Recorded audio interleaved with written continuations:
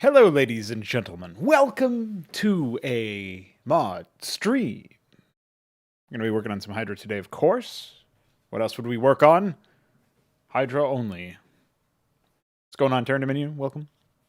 So, we got a little bit of a shout out to do. I will leave a link in the description of the VOD to this particular thing that I am shouting out for those interested. But it was Veek who put together an AI script syntax thing for Visual Studio Code. If you use this program for AI or you want to try, maybe you're not a fan of the Notepad++ style configurator or whatever you want to call it. So if you're just more familiar or more partial to this program, Veek has put something together for it such that he can appreciate AI editing a little bit more himself. It also includes all sorts of different things like I think autocomplete and stuff. So if I type, build, I'll see build gas, and then all the different things here. If I type like attack add, we see all this stuff. I'm not sure if it tells me like it doesn't look like there's anything that pops up to tell me anything more specific than that. But there's all sorts of stuff like that. If you want to check it out yourself, you can do that, of course. And yeah, should be sufficiently epic for your needs. He recommends to go with the Monakai theme. I think I'm using Monakai Knight or something. Seems fine for me. But I'm not planning on using Visual Studio Code for AI editing, so it's all right. I kind of find it weird that I don't appear to be able to add another folder to this view. I think I probably have to create a workspace file or something and open that for Visual Studio Code. But it just seems like you should be able to, for example, go into my AI folder and then drag and drop it in here. But nothing happens, obviously. So I don't really know why that is. But since I use Visual Studio Code for handling the tech trees and units, like the stuff for the website, I can't afford to, well, I could afford to do it if I really wanted to, but having to jump all the way back using this open recent dialog seems dumb. Like I said, I'm sure there's a workaround for this, but the issues run a little bit deeper than that. I would say when we look at, for example, my actual use case for Notepad++, I usually have a whole bunch of files open here that are not in the same folder. And it doesn't really seem possible to work on something in Visual Studio Code in the same way. I would almost like to have the same like split view. I'm sure there's something like that for that. But I think even if you could set Visual Studio Code up the same way that Notepad++ is set up for my use case, it still wouldn't work out because of the fact that I like to easily like jump through a whole bunch of different files and stuff. So just organizationally, I prefer this. But if you want a dedicated workspace specifically for your Visual Studio Code AI needs, then that might work. I will certainly jump in and... What am I getting destroyed by?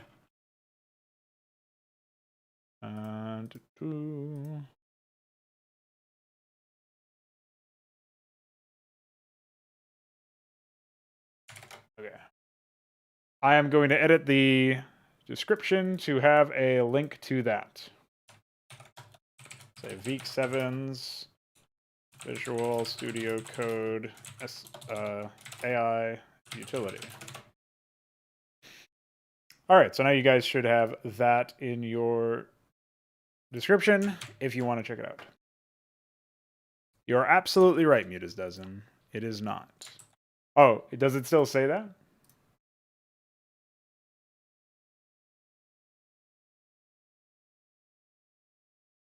I can't tell. It says, for me, it says making the best mod you've ever seen. But it might be wrong. Let's see. I'll refresh the page. I don't know. Seems fine to me. Am I missing something? Okay, perfect. Mutas Dozen is just pranking me.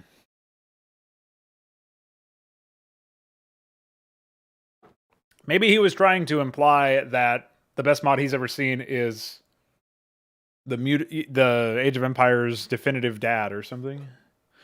I don't know. I'm not quite sure what he was going on about. Let's go ahead and move over there. Okay, so let's now get into the thick of things. Terran Dominion asks, Modstream starting again? I guess in a way. I mean, I have been doing it for the last 3 days. Just figured I would get some work done on stuff, you know? Gonna organize my second monitor workspace here. So there's some things that were mentioned by Veek that I actually agree with, which were to use to inline the deprecated names as backups in case people wanted to write HYDRA AI but didn't remember what the new names were. The only problem is that I'm going to have to. Well, I guess it won't be that much of a deal. I can just quickly look through here. So I know that we have SCV. I'm just gonna jump over here, right? So we know Mason is 7, so we can do military, or sorry, it's building. Mason equals 7. And then it's military or dropship equals. What is the dropship? Oh, Trojan. 11. Military. So equals 7. Oh.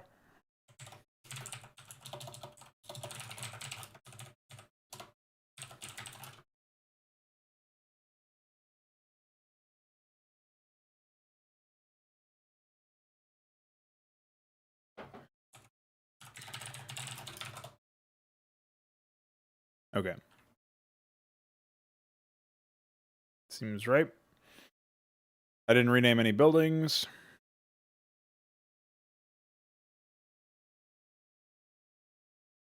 So we've got military, Ultralisk, 39.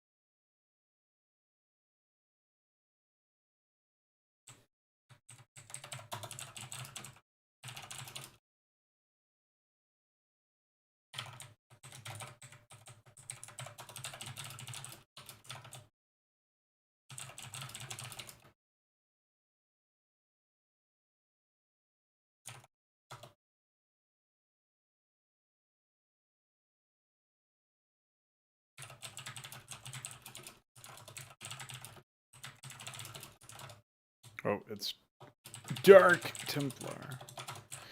So I'm just going to quickly add these duplicates down here so that we have them in reserve. Dark Archon 63.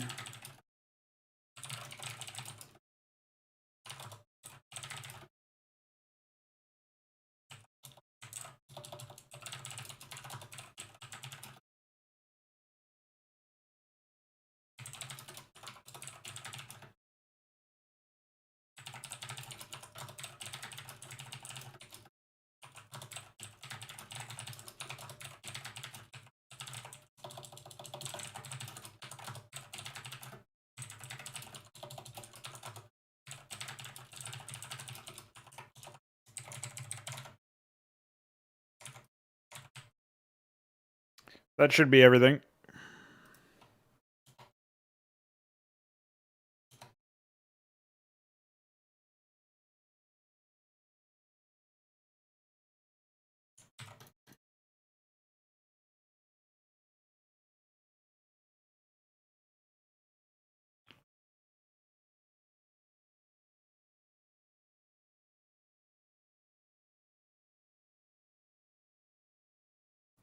Obviously, that's just everything right now. I guess I'll add the Marine and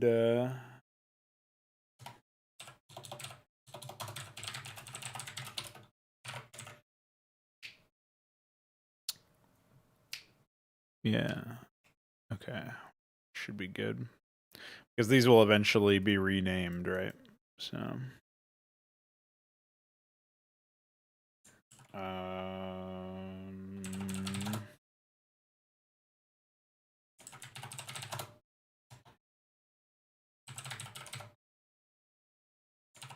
I like how I somehow renamed the text structure, but not the actual.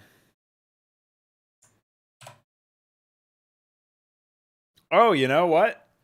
I wonder if it causes issues to have deprecated names in the some mace unit def.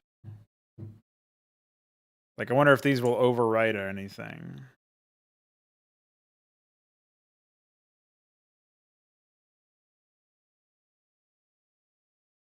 That might be an issue.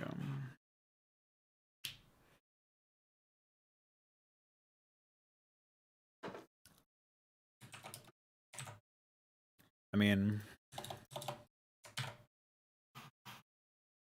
guess I can just comment it out for now, but since I copy and paste between these files so frequently whenever there are changes, I don't want to have to like manually re-add those comments every single time.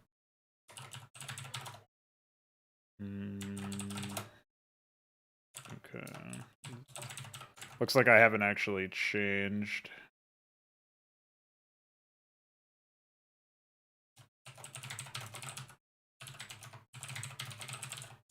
There we go. Yeah, somehow I managed to miss that. I don't really know how that's possible, but we've fixed it now. So unlike the last couple of streams, I'm not going to just sit here and try to rename units and whatnot. Oh, there you go. Maybe that's what the issue was. So it finds Marine twice, and that destroys it. So I guess we can delete that. Or we'll leave it commented for now.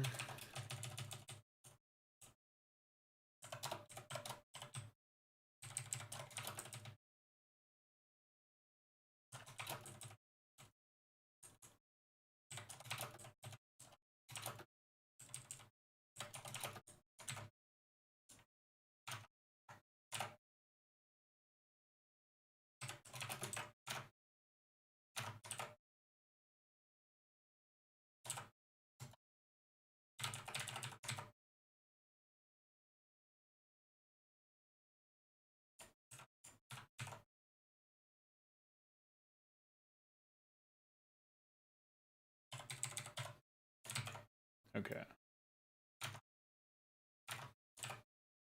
Cool. Fixed that. Now.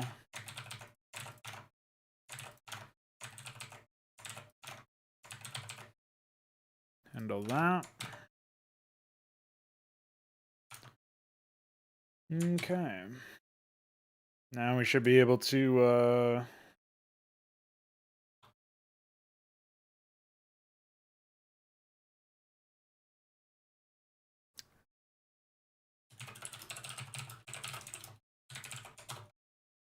do all this. Send it up. Oh, I forgot to actually add these script files, of course. Because why would I remember to add the files I just modified? That wouldn't make this epic.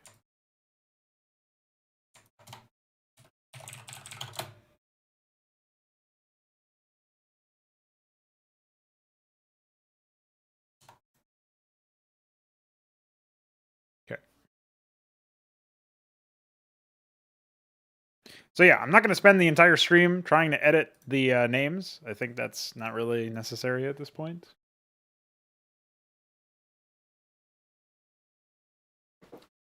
Although I do think Cataphract could actually work really well for Reaver, even though it's not really a siege. Cataphract is like this heavy cavalry. The heavy part is the Reaver, right? The Reaver is heavy. And cavalry, well, it's kind of, you know, it's like robotic support, right? That being said, Synod is an ecclesiastical governing or advisory council. And that's where I obviously have that as the synthetic sign on.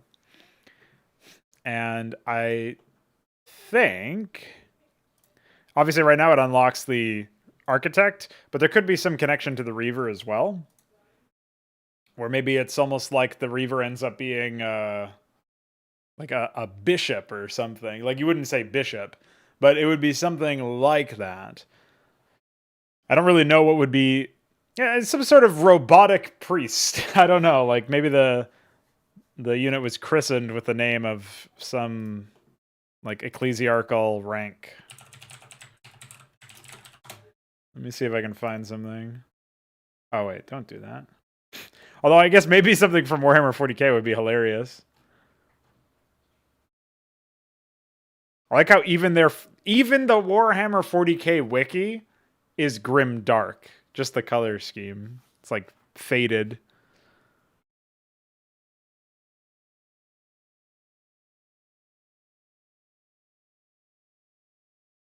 Yeah, dude, people should be able to pop in and make maps if they want to.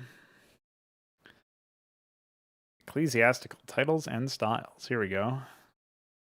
I have thought about Patriarch. That's another one that I don't think I even have written down, but that's like a classic, obviously. Cardinal, that's not bad. Archbishop. It's just adding arc to bishop. Kind of cheap. Abbot is doesn't sound very good at all.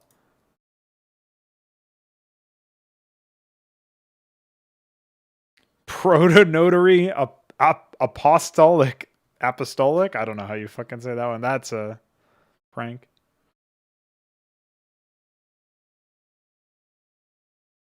Judicial Vicar.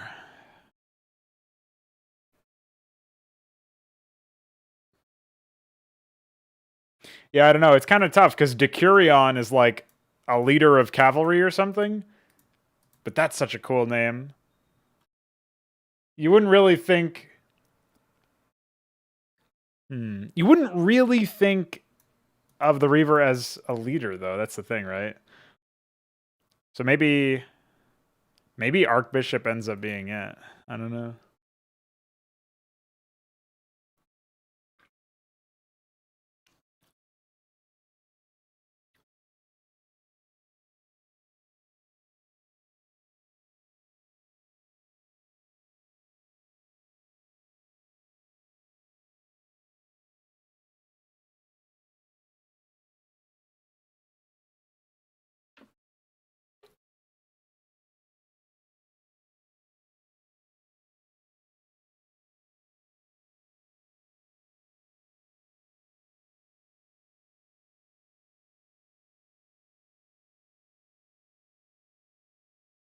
Hyro Monk. Prank. Nice name.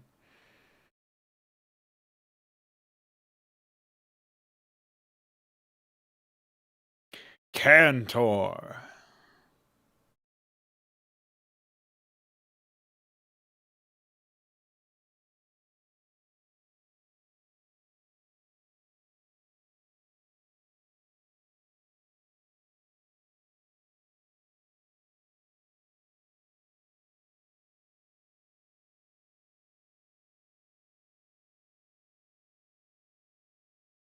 Would it be really funny to call it a cannon with one N? Well, two N's, but not three. It's almost like I'm making... yeah, there's a rank primate. This is almost like making fun of people who name their units, though. This is like too much of an in-joke. I don't know about that one.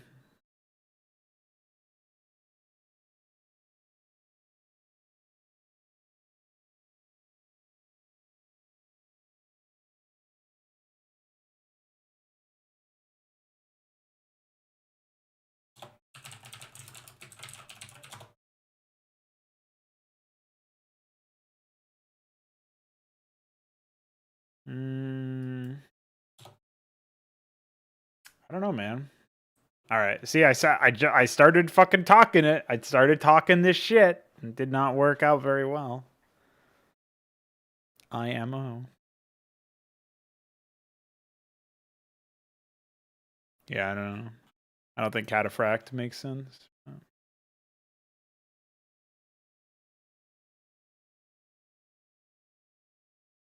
I still think centaur, minotaur, magnetar. I think that has a lot of potential. TBH.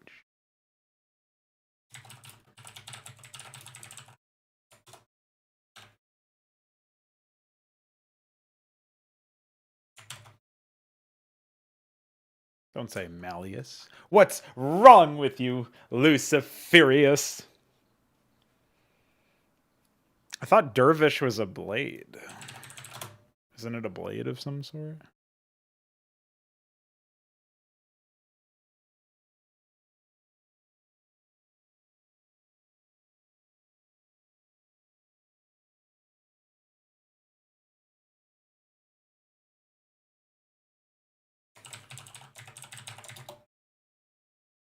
What am I thinking of? Isn't Dervish a blade? Dervish blade. Let me see if I can find something here.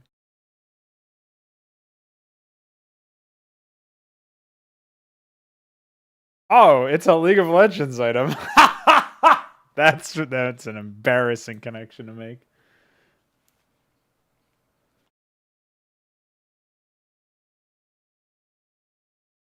That's no good.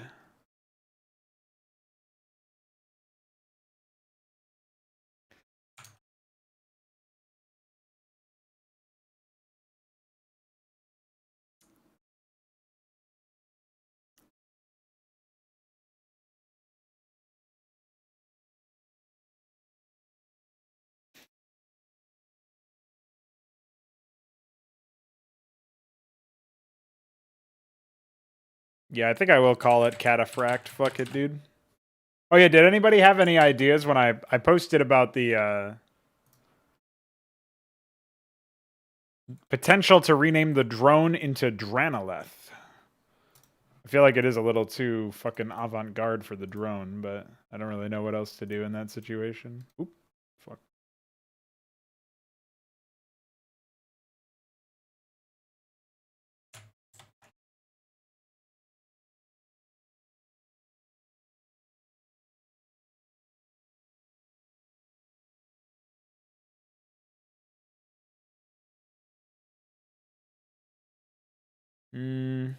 No, cataphract doesn't work either. Fuck.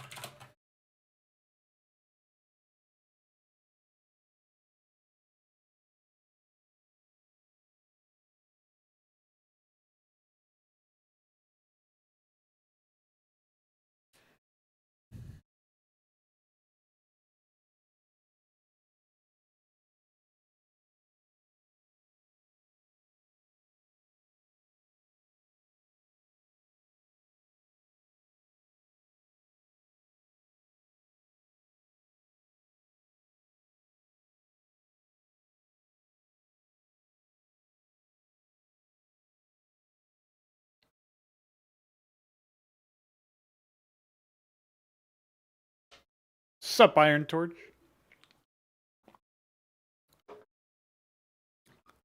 All right, how about yeah, Celadon? Hell yeah, bro. There you go. Wait, did I spell it right? Celadon. Ah, fuck, fuck, fuck. Nice website.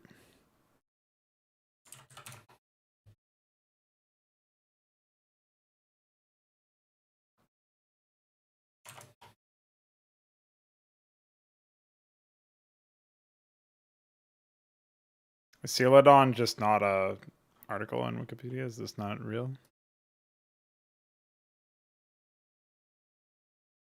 I know. I kind of also like the idea of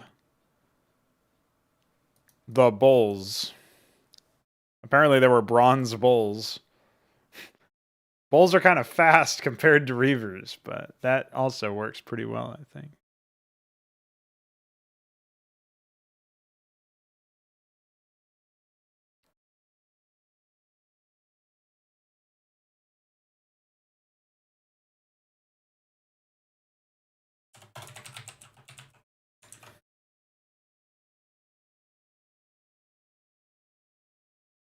But it's not like I'm gonna call it like an Aidas or something. It just doesn't sound very nice.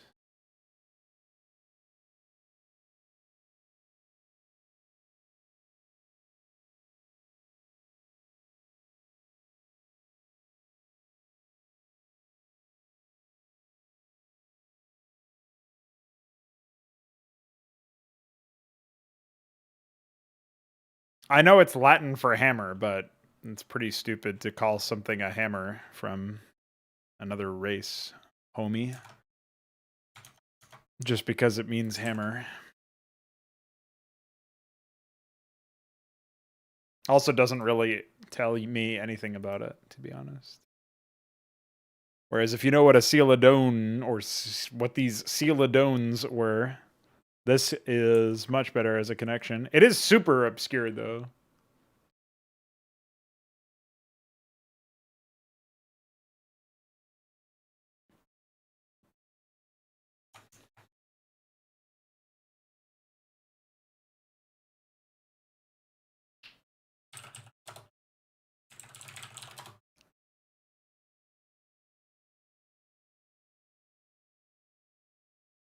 You like how they have two machines?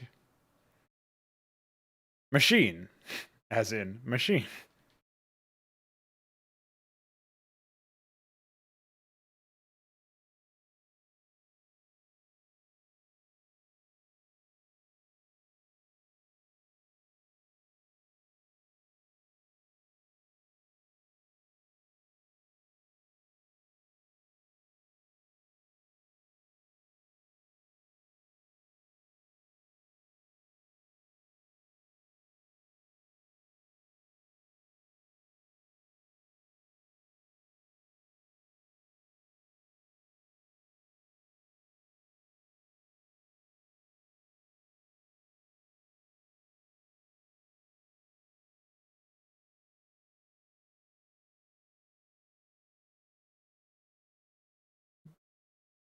Yeah, I don't know, man.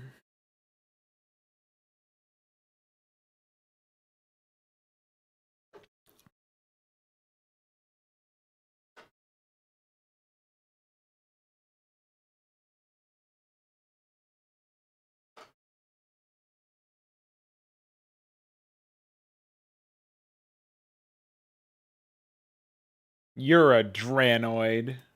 Drakend Fractices.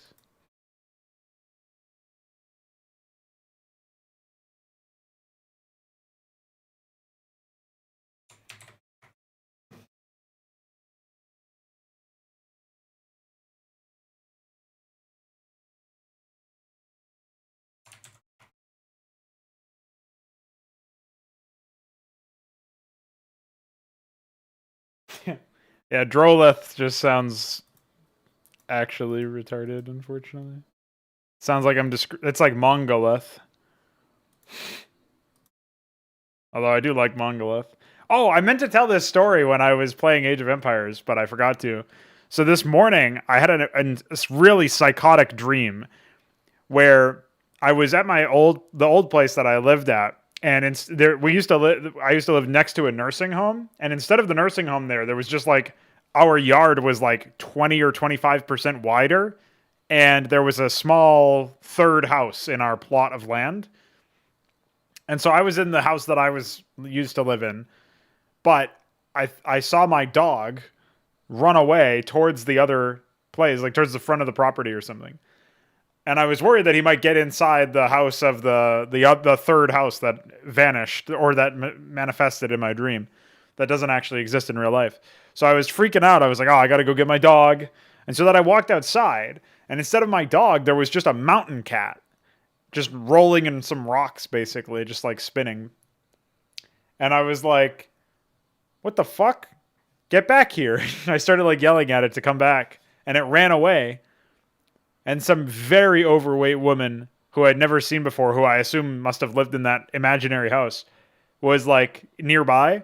And I was like, "Look out for Mongo." And the woman was like, "What did you just call me?" I was like, "Not you. That my mountain cat, Mongo." And in my dream, I had a mountain cat named Mongo who's causing trouble. So my fucking Mongo ran into the other person's house, and I had to go in and grab Mongo, and I had to hold both of its lower feet, its back legs, together with one arm, and hold its upper right paw or arm with one other arm. And so it just had like one arm, like sort of lifted up here. And so I was carrying it around, and as I was carrying it out, like a giant family gathering started happening where everybody was coming into, like, people from just like all of the different area, like both sides of my family, which would never happen. We're all coming in at the same time, basically. And I was like, watch out for Mongo. Mongo has sharp claws, guys. Step back. I'm carrying Mongo out of here. Mongo is sorry that he disrupted this party. Something like that. Something insane. So that was real. That's the last thing I remember before waking up. But me lugging Mongo out, like balancing Mongo precarious. It's a big fucking cat in my dream too, and I just like picked it up and was like, whatever.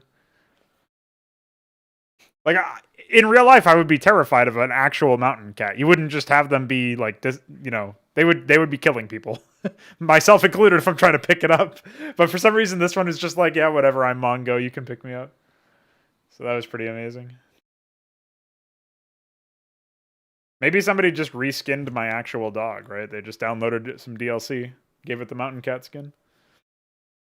That would make sense why it was acting that way. It was acting like a dog. So yeah, there you go. You get that dog story. Mongo the mountain cat. So obviously Mongo the mountain cat has to be like a character in the future.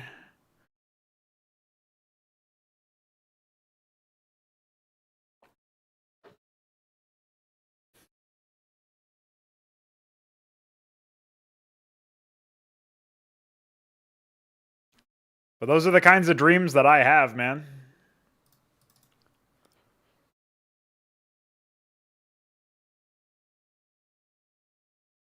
Yeah, Mongo the mountain cat, the dog. Exactly, Bailiff.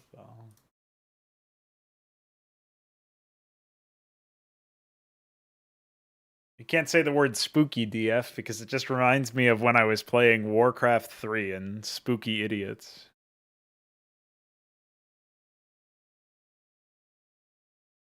I don't even remember what we were playing, because it wasn't the main campaign. I didn't live stream that. But I mixplay live streamed the fucking Spooky Idiots one. Whatever Spooky Idiots came from. Don't remember what it was. I don't think it was Legends of Arcane, because that didn't have Spooky Idiots, I don't think. It had every other kind of idiot. Not spooky ones. Why did they even exist?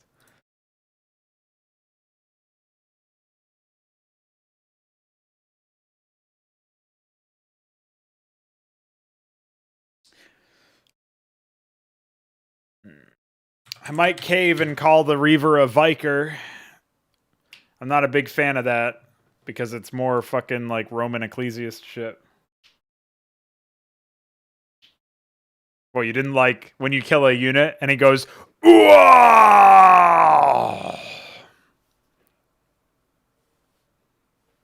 You didn't like that?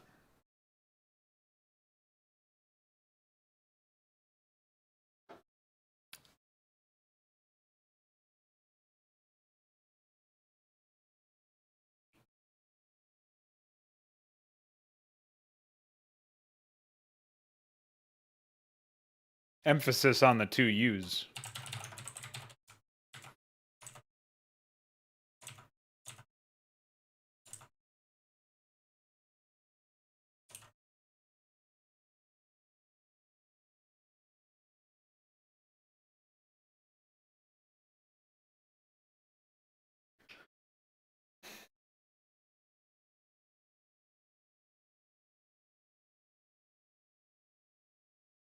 Oh yeah, when we were talking earlier about how to like salvage tiered upgrades.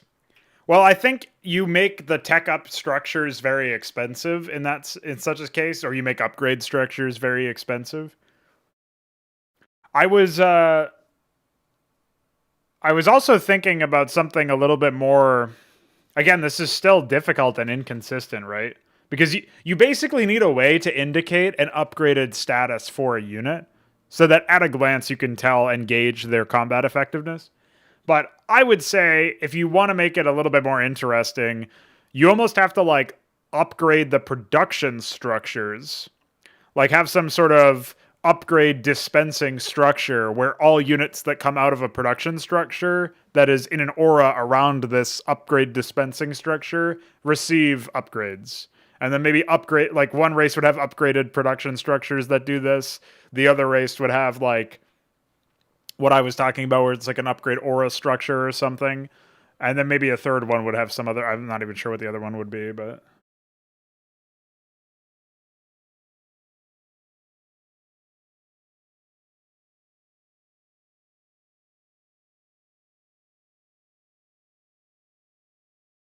It wouldn't be number of structures. It would just be like, my thought was that you'd have like a specialty structure that unlocks upgrades, and each one would require the previous one. So you'd almost have like a chain of structures specifically designed to give you upgrades. Which I guess kind of gets messy if you kill like the tier 1 structure but not the tier 2 one. Then I guess you have 2 upgrades instead of 3. Yeah, that is a mess too, huh? I didn't put too much thought in it, to be honest. That much is probably clear now. It's not worth it, man. Just get it out.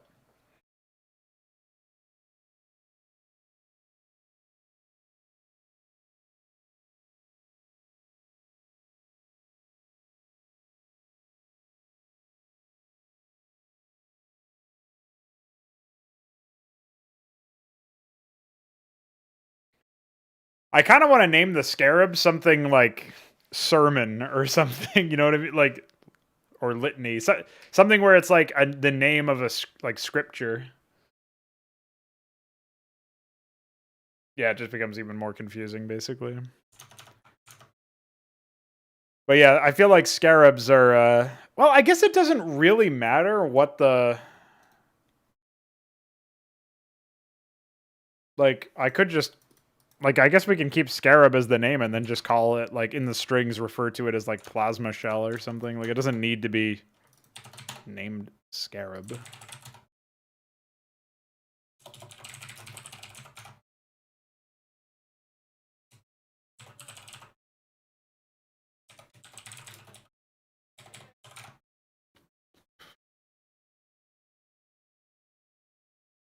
Well, this doesn't even exist anymore.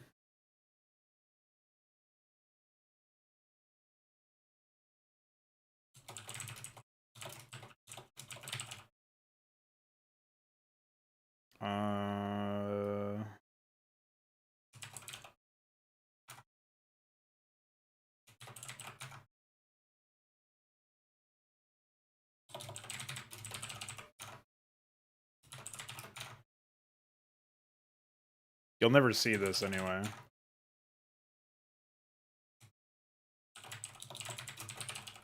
All of these strings are basically non-existent.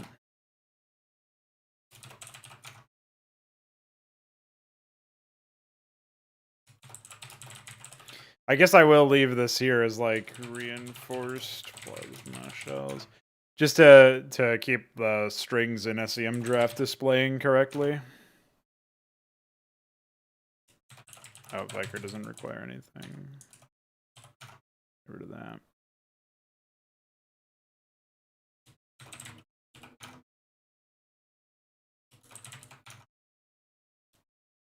These are names of orders, I think.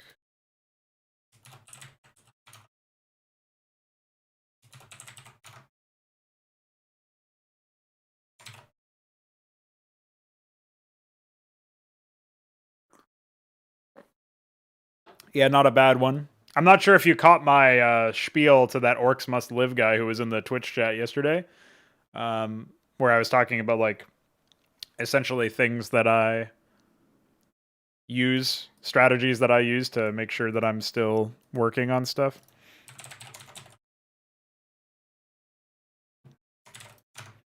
But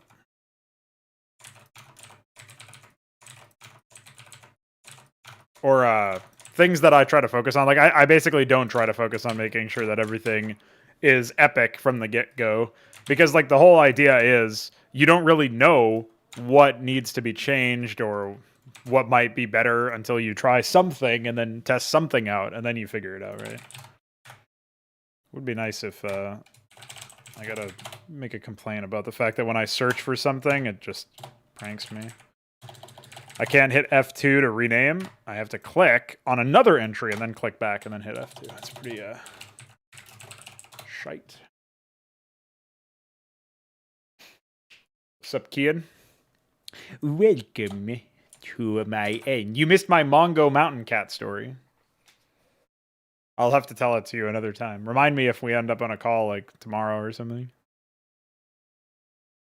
Or even potentially later today. Depends on how long my stream goes for.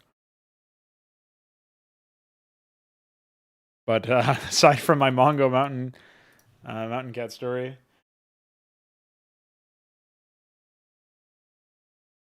I just renamed Reavers to Vikers. More like Mikers.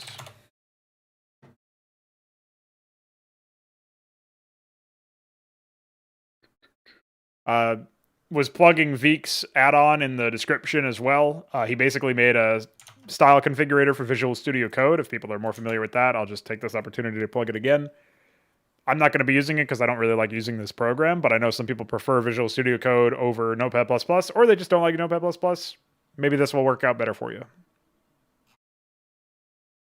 Oh yeah, I don't actually need to edit anything, do I? Instead, match case.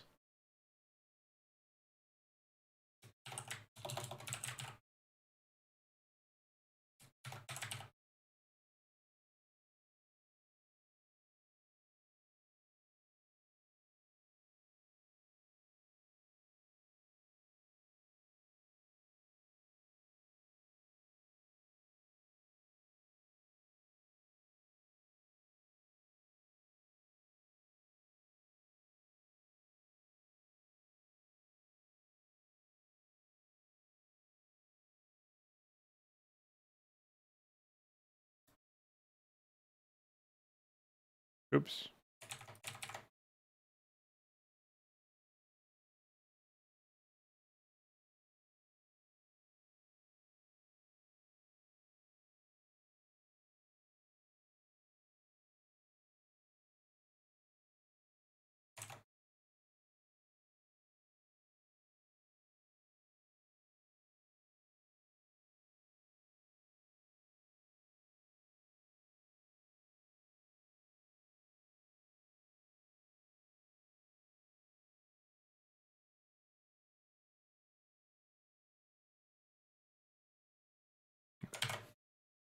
Just had to make sure.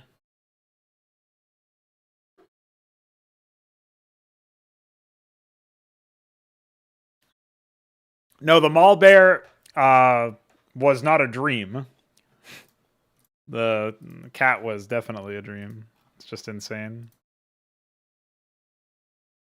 I think at some point in that, like, basically, some of my cousins on my mother's side showed up as younger versions of themselves wearing really formal outfits, except they also had like complete pajama suits on.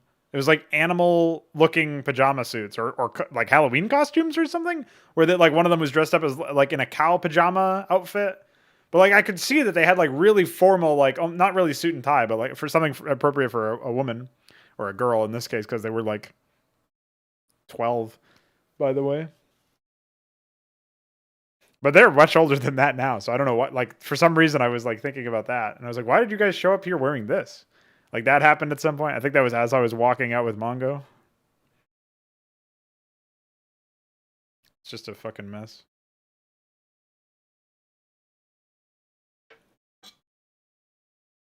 Did I rename something else in the AI? I have to go look now. No, it doesn't look like it. What if I take a look at this commit?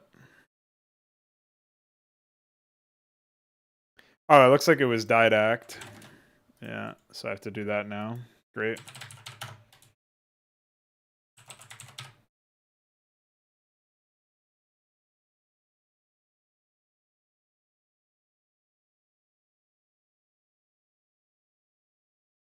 At least didact shouldn't be that big of a deal by comparison.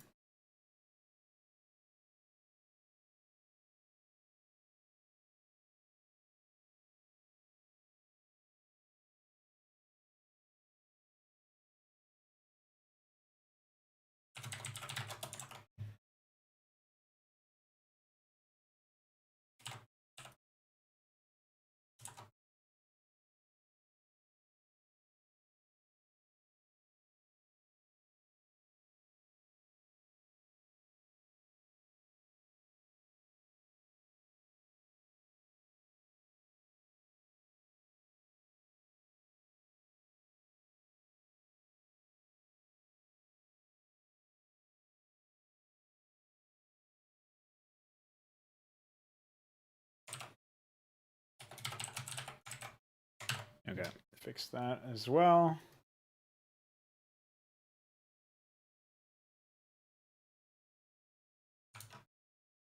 Okay, now that I've done all this stuff, right, now I can go into the find in files function off screen, and I can change or what am I doing? Vicar, or sorry, Reaver to Vicar.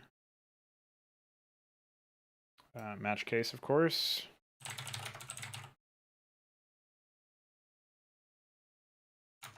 And then I can jump into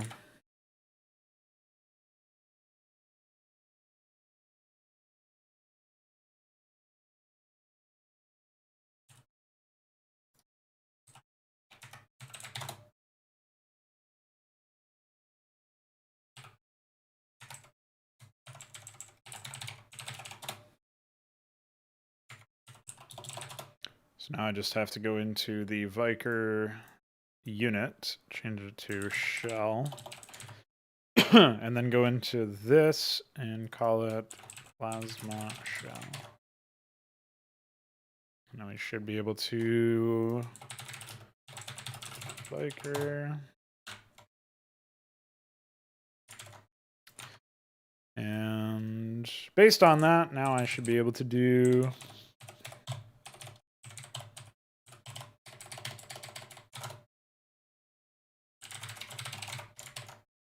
this, rename Vicar, or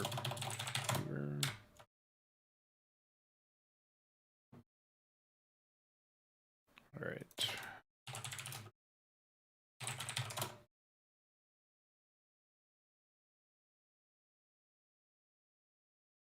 We'll push that stuff. And then I did notice that in right here, we very clearly have some problems, guys.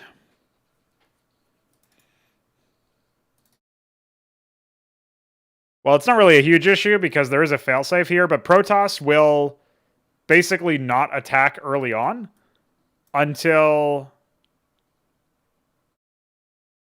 Wait. When do they do attack jump anyway? When does it jump? It jumps back. Wait, it jumps to attack 2 if it has 2. And otherwise it jumps to attack... Okay. As long as it did that at the very least. And then jumps to attack check afterwards. I'm kind of confused.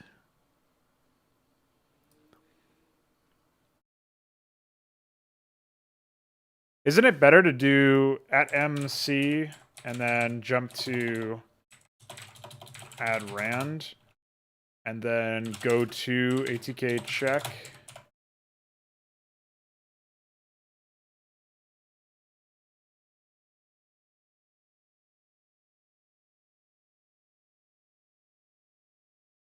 Anyway, the main thing here is that we only have a couple of units in here for the check. So, like...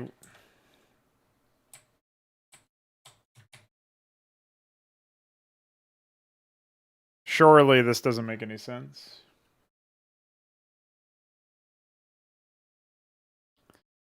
Like, this should probably be... Zealot, Legionnaire, Dragoon, Hierophant. We're missing Ecclesiast. This just means it won't check supply correctly, basically. So sometimes the attacks from Protoss would be delayed more than they ought to have been. So Zealot, Legionnaire, Ecclesiast. Oh, wait. Legionnaire shouldn't be there anyway. It should be Dragoon, Ecclesiast, Legionnaire, Hierophant, Kabbalist, Amaranth, Atreus, Augur. Well, I guess we'll do Archon, Augur, Pariah. And then in the other terms, we've got Vassal, Simulacrum, Manifold. This is basically all combat units, right? And then it's Golem, Idol, Vicar, Barghest, Architect, Demiurge, Aurora, Corsair, Panoptus, Gladius Exemplar, Magister, Didact, Empyrean, Star Sovereign. It's still called carrier because cringe, and that should be it. Yeah, so this is really what it should have been. I don't have like a way to just check units that have weapons, unfortunately. That would be much more reasonable than this and certainly more scalable. But since I don't have that, we'll just copy and paste that down here. And I guess I can also check this out for ATK check. Don't match case anymore. Oh yeah, and that's the other thing, is I don't think I need to even bother with this. Oh wait, no, that's not the right one. I don't think I need this anymore. Also, does ATK cycle get cleared? Yeah, it does down here.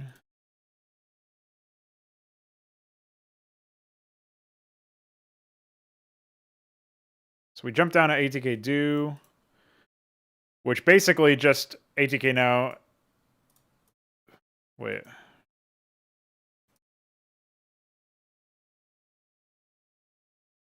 Yeah, I don't actually know if quick attack means the same thing. Hold on.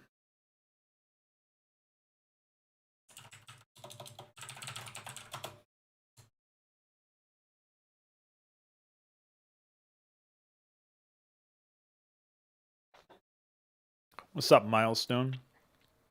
I'm not really using the preprocessor here, so.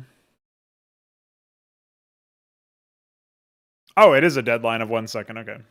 All right, never mind. Yeah, so this system should be fine. I don't really see any reason why it wouldn't. Say add rand. Although, is add rand even really the block? I guess it is, right?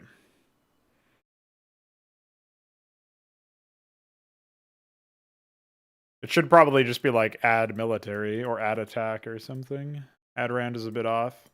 It implies the example of something that isn't random, and it also implies that it is random, and it's not. So I think we'll replace this with add attack. Just replace this everywhere, just to try to clear things up, right?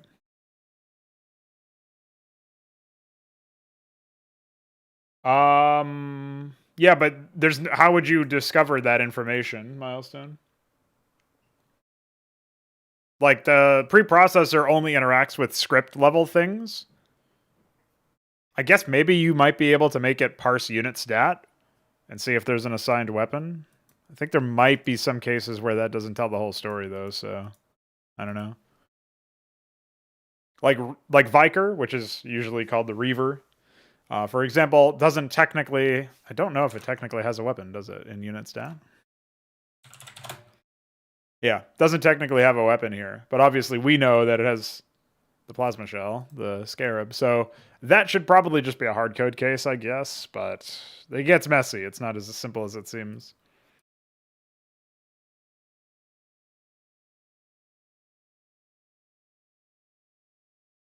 Interesting that I actually have a... Oh no, I do have that over here as well. Okay, so ATK gen, we can get rid of this. We turning this into a call. Yeah, this is a bit prank. Marine Firebat, Cyprian, good so far. Ghost Savant. Notably no medic or shaman. There's no weapon there. So Vulture, here's obviously where we haven't updated it. Southpaw, Cyclops, Phalanx Goliath, Madrigal, Paladin, Wendigo, Wraith, Wyvern. Of course, we're not, we're missing some other stuff here. We're missing Madcap, Heracles, and then we're missing Pazuzu and Penumbra. Wendigo, Wraith, Gorgon, Salamander, Wyvern, Centaur, Minotaur, Phobos. Okay.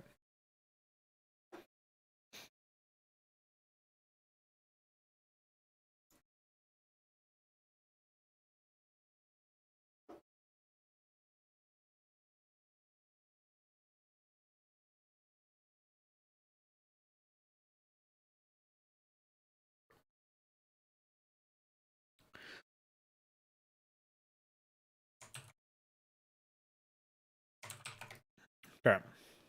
So this should work out better. And then in the Zerg side of things, we're looking for ATK Gen. Get rid of this. Again, this is add MC. Oh, go to ATK check. I forgot to add that in the last one. And this is add attack. Zergling, Vorbeling, Nathrikor, Hydralisk, Bactylisk, Lakizalisk, Mutalisk, Gorgakor, Gizithalor.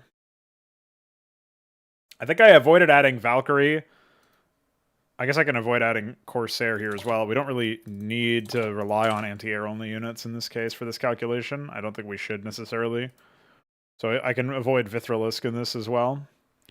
And I'll also avoid Invested Terran for pretty obvious reasons. So we've got Zergling, Vorbeling, Nathrikor, Hydralisk, Bactylisk, Lakizalisk, Mutalisk, Gorgakor, Gizithalor, Quasilisk, Calculisk, Elmaxilisk.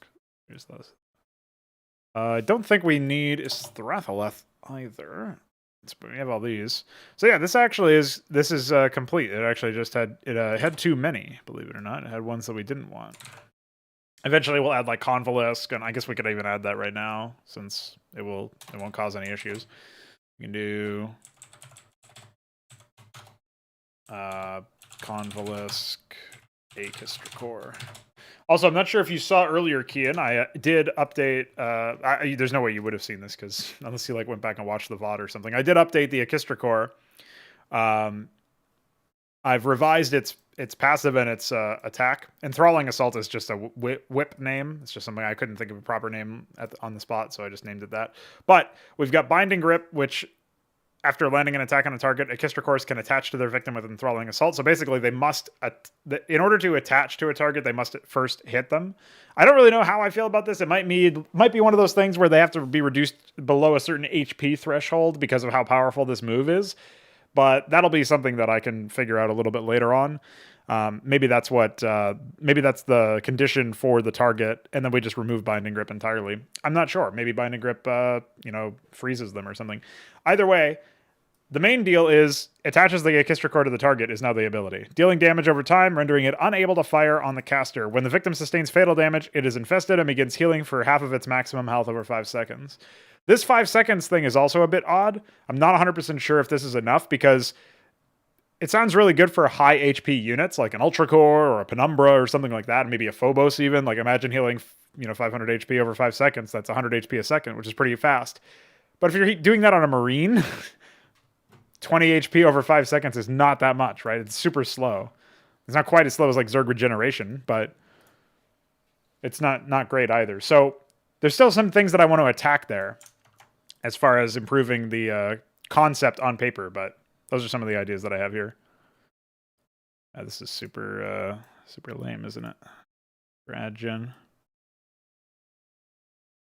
Probably want to rework that as well. Either way, having this slight update to the attack code will help target expansion actually run a little bit more frequently for most races. Zerg seemed like they were already fine. No issues. Oh, I forgot to do the go to ATK gen, right? Or no, it's a check. Yeah, check.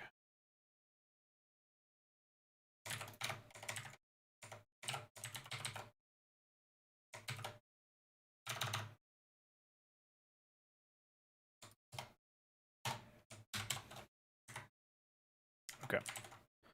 Should be good here. Adjust attack, looping.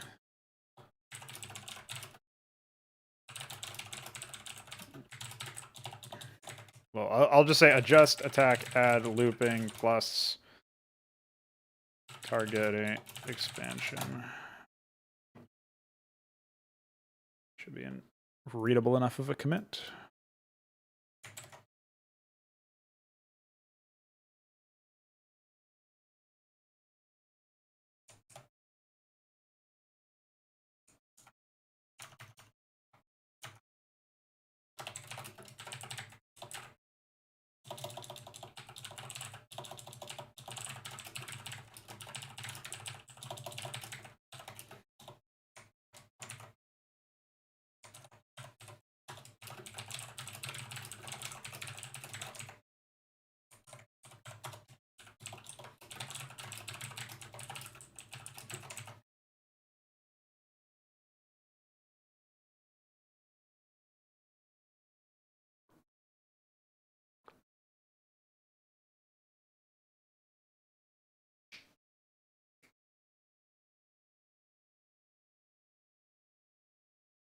I was thinking that maybe it could just rapidly heal to whatever HP it was at when the Akistra core first attached to it, because then it's like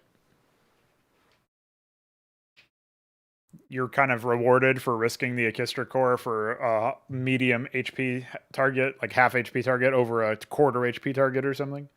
But I don't know if that really makes any sense either. Like there's a lot of different things that I could do there.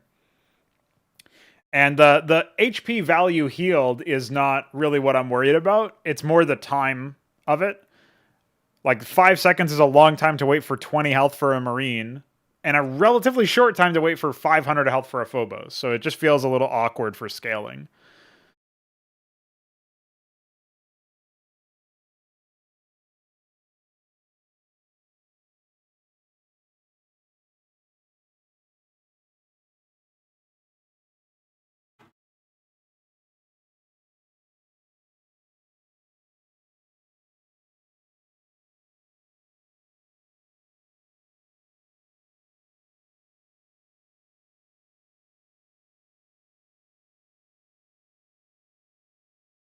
I was also thinking, DF made a pretty good point in the previous stream that renaming the High Templar to just Templar kind of conflicts with the whole branch being Templar. And so I was thinking of renaming it to one of those really cool names that we were talking about earlier, like Luminary or Aspirant or even Herald. Like, there's a lot of really easy ones, I feel like.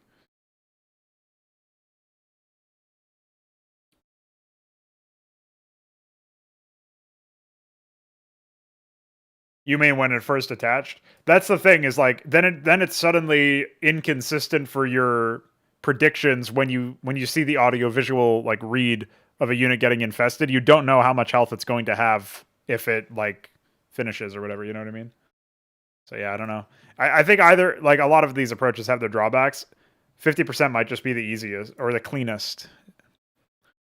Like 50% over 5 seconds might just be the cleanest one.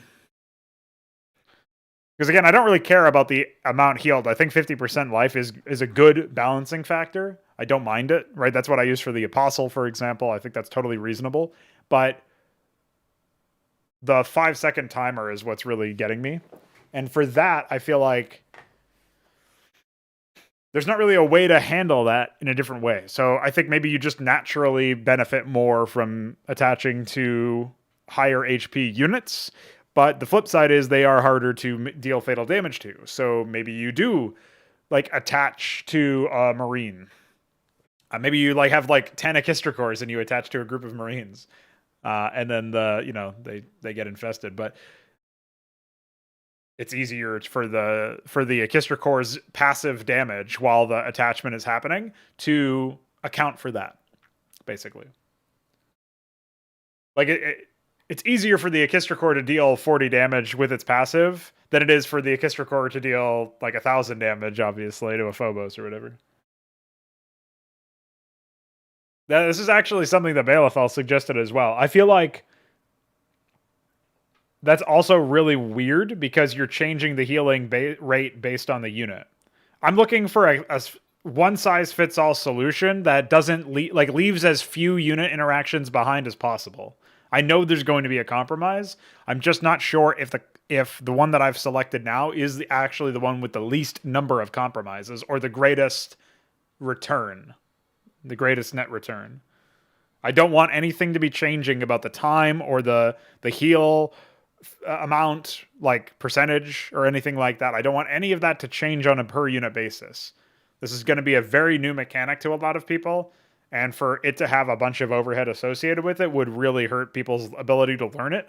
On top of that, it would just obfuscate player interactions because now you don't know exactly on a whim. Like you can't just look at the unit's maximum health and cut it down to half and figure out like what's going on there. If it's scaling based on the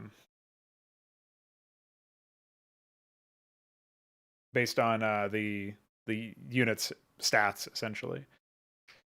Static HP regen worse than percent based. I thought about static HP regen, and the argument that you make for static HP regen is basically that you don't. It's not quite as so difficult to counterplay when the Akistra core finally does deal that that killing blow and infesting blow, I should say, onto like, say, a Penumbra, which has 750 health, I think. Maybe it's only 500. Let me see. Yeah, it's 500. So, and yeah, you don't get like in 5 seconds 250 HP on your Penumbra to start walking around. So, well, Baleful, I think you can have the same argument against the scaling one, because imagine your super high base HP unit gets infested, and all of a sudden it's not only like in the enemy's hands, but it's in the enemy's hands until you can deal with like literally half of its health pool. Since it's regenerating it over 5 seconds, like you have to basically like really drill that one down.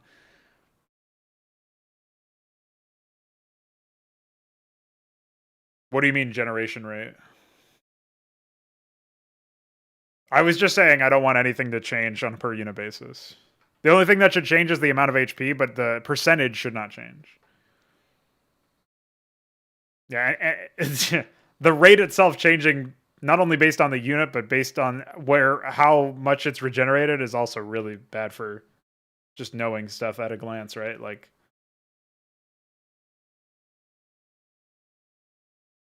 yeah, I don't necessarily want it to. I think it naturally lends itself to a preference for targeting larger units. But the other thing is that the Ekistra core is vulnerable during this entire process. So you basically need to overwhelm an army and then like isolate a couple of units and latch onto them with Ekistra cores. Like, they're a fairly expensive unit as they are currently planned.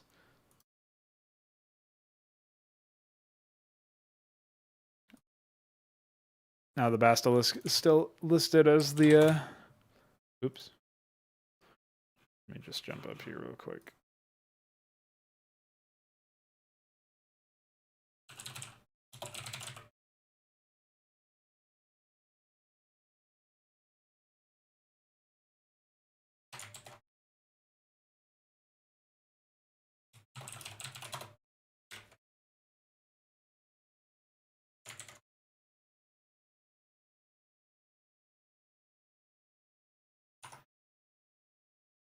Right. So it's kind of the same thing as what Milestone just said.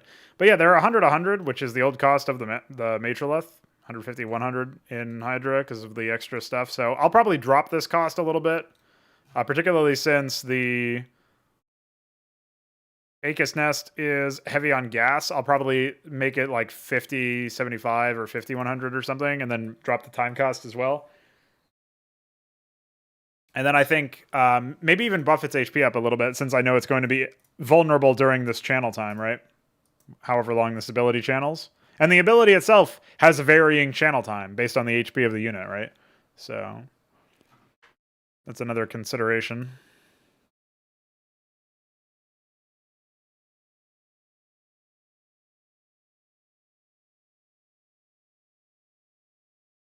So yeah, let's do that, actually. So we'll say 50, 100. I guess we can do 20.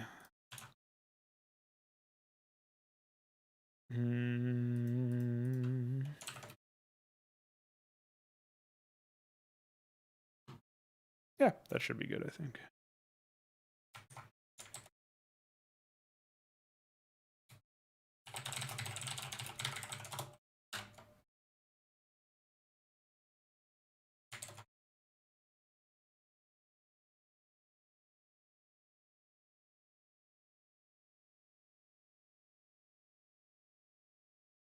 Yeah, I don't think that's necessary.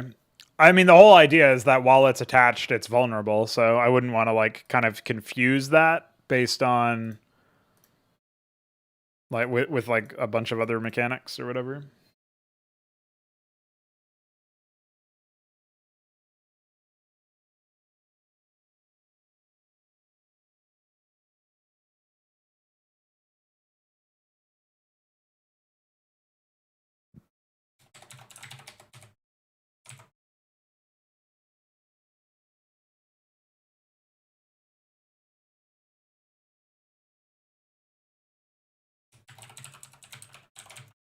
What do we think about Archbishop for carrier?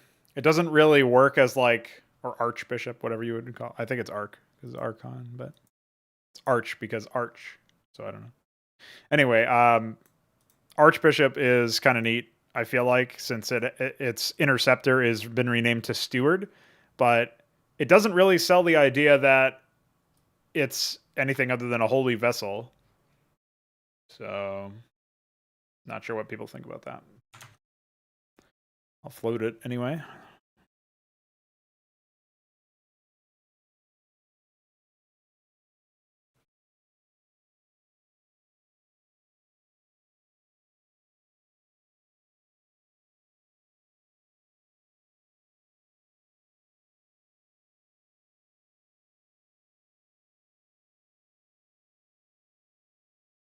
There probably is, but there's probably always a better name, I feel like.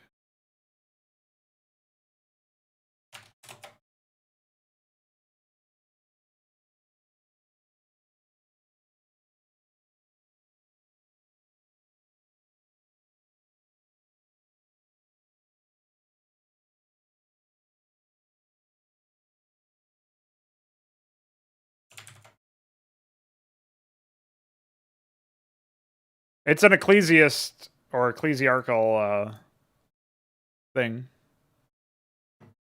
but I don't know.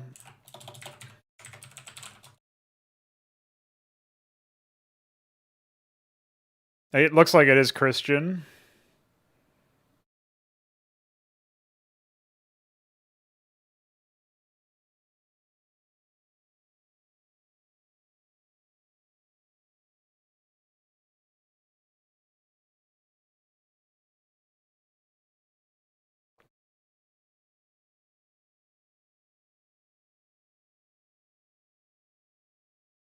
Yeah, I mean the problem is I don't want to lean on the Roman thing too much because that's like proper noun stuff like praetor and well, not really proper noun. It's like super specific to that point. I'm trying to go for stuff that's like seen more widespread use just a long time ago because that's the kind of flair that Protoss generally have, and it doesn't make them sound like they were literally copy pasting from ancient history of some specific point where you would only see like Praetorian Guard associated with Romans specifically, for example.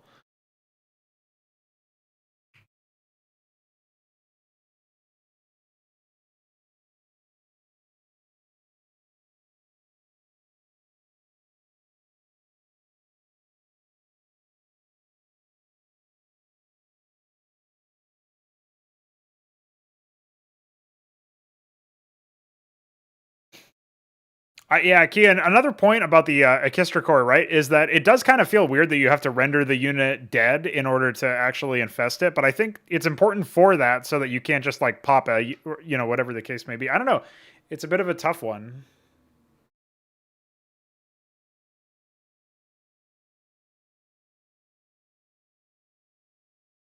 I use mostly mythological stuff for Terran units. I don't think there are any units for the Terrans that have their place.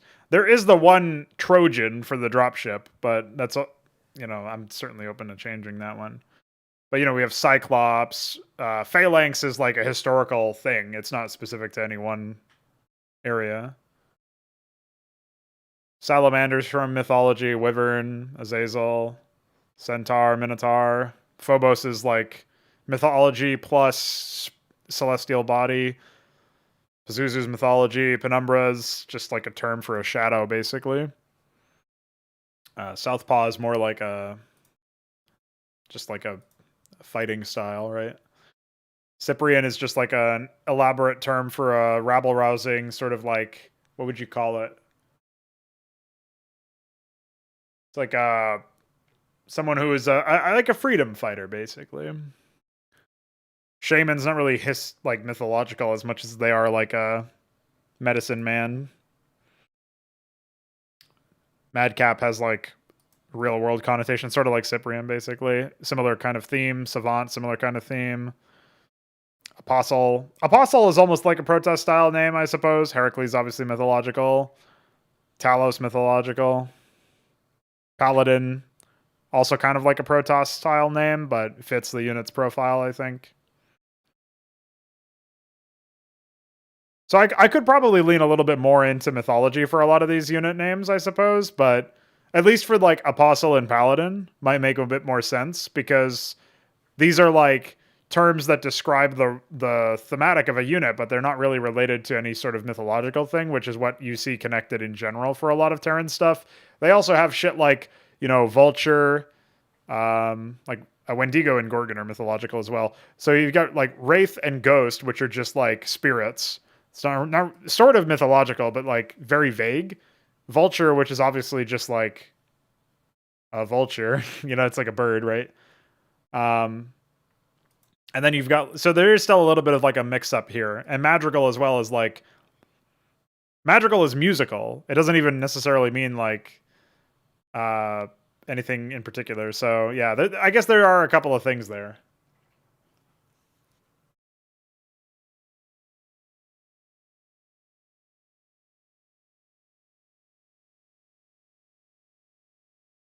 Well, Cyprian literally has a definition. I mean, that's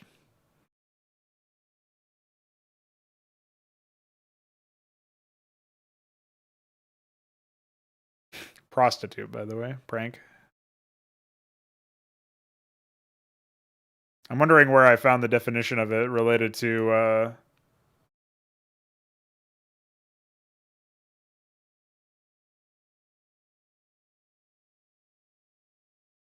Oh, a wanton person.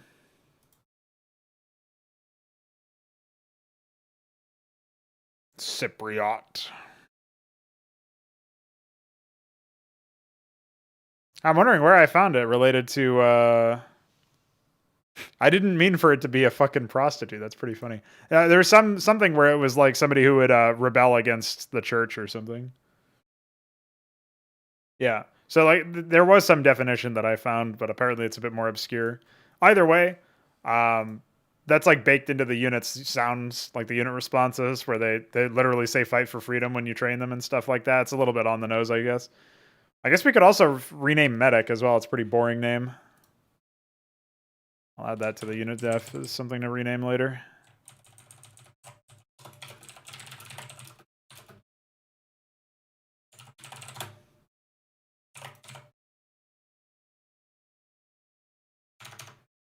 But yeah, I'm not worried too much about like making names that sound more like they should be Protoss names, because the two examples I thought of looking at that whole list feel pretty natural where they are, Apostle and Paladin. Like, I don't think anybody's thought, oh, those should be Protoss names.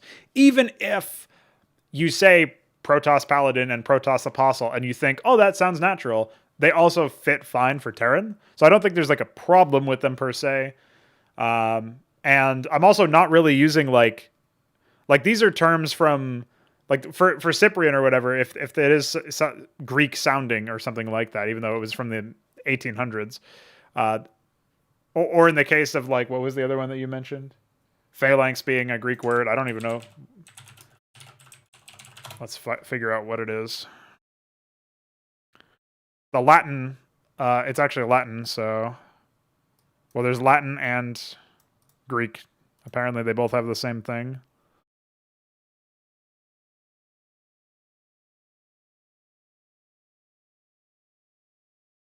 I don't know which came first necessarily.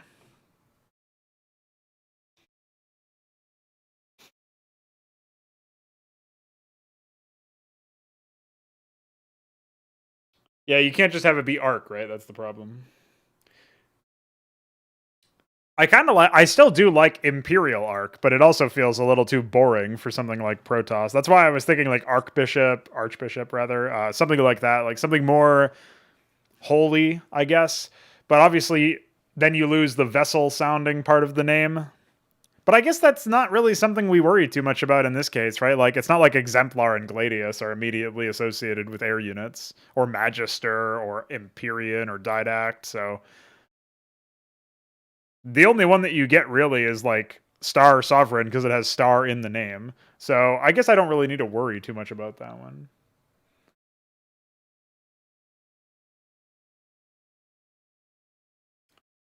Yeah, Surgeon is not really that interesting as far as like a name goes. Like if I had to describe what the medic was, I may say field surgeon or field medic or combat medic or something. But if I'm restating the name of the unit in the description, it's at that point it's not superlative, it's redundant, right? Tautologous.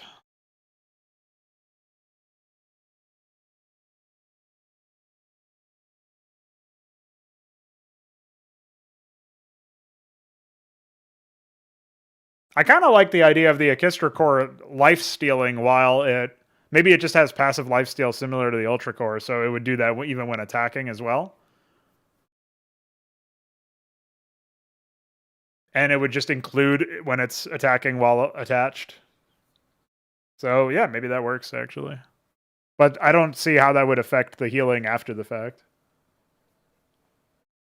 I wouldn't want there to be a symbiosis there related to the Orchestra Core. That's too much confusion, I think.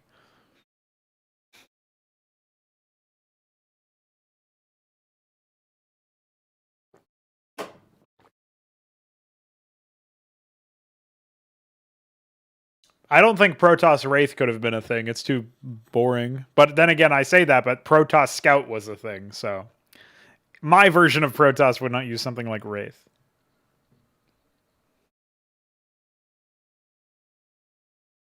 Yeah, I did use Asclepius reactor as the shaman's energy upgrade back when we had upgrades and back when the shaman had energy, so something related to that could be it. I guess the main issue is that that sounds very over dramatic for something that is just a medic. Well, it sounds very flamboyant, and I would say overly so for something that is just a medic. So we would need something that's a little bit more down to earth, I think. Oh, I like how you guys both both went down the same route there. That was pretty funny.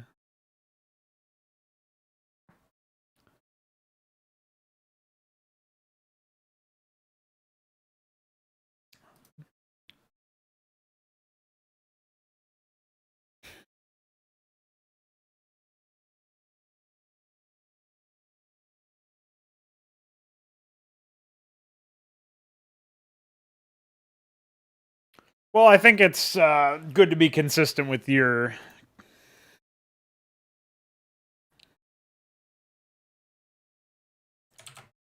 setup.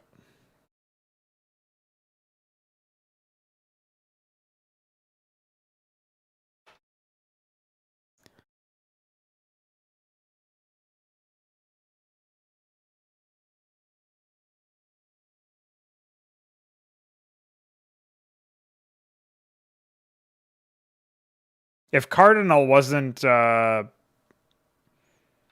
so boring to say out loud and read, I would potentially consider it.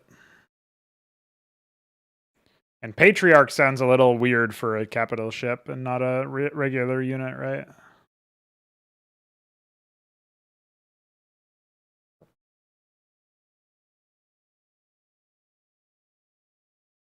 I kind of like Protoss Eminence, but that doesn't really fit here either.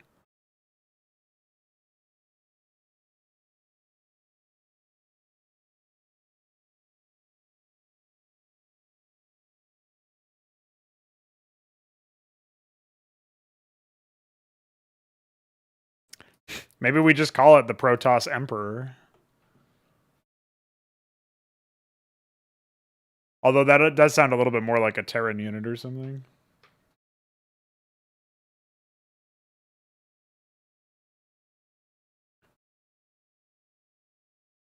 Yeah, Archbishop.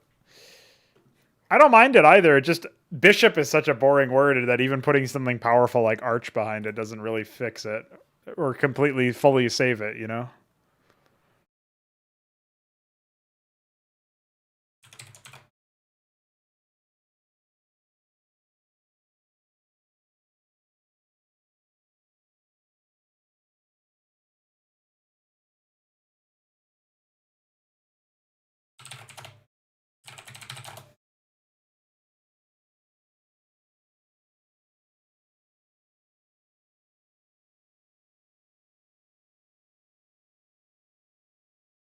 I actually really like Charlatan for Corsair. You got the disruption field aspect. And people do refer to charlatans as, or people do refer to like men who pretend to be holy but are not really as charlatans. And that kind of ties in loosely with the whole like Dark Templar shit. So it's like a slight reference, essentially.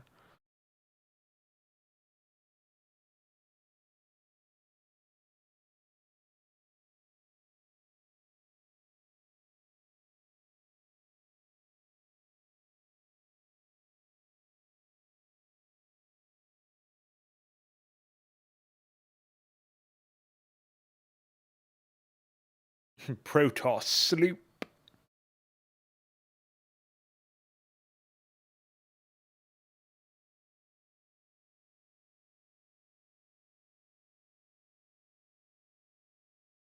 Yeah, that is kind of what it is, Protoss fraud. But it sounds pretty cool, I think.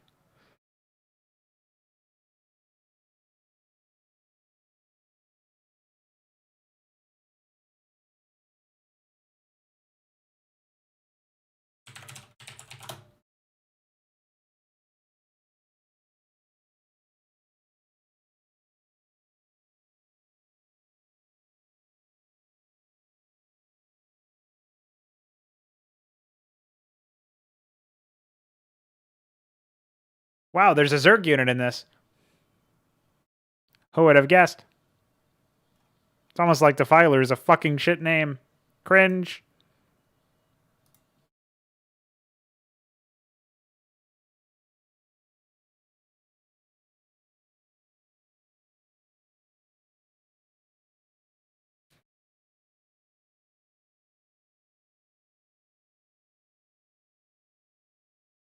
Not for a Protoss unit. I wouldn't want to have something that's. I was just talking about this earlier. If it's something very specific to another language or an ancient like culture, then it's too specific because that's like why I have the misgiving about Roman stuff. If it's Roman specific and it's not been used since, then it feels super weird for an alien race to have that naming convention. Like maybe the Terrans would call Protoss units something like that, but even then they would stick to utilitarian shit, right? What's up, Wohler? We're back to naming stuff, even though earlier today I said I wouldn't. Just can't hold. I can't. I can't do it. It's impossible.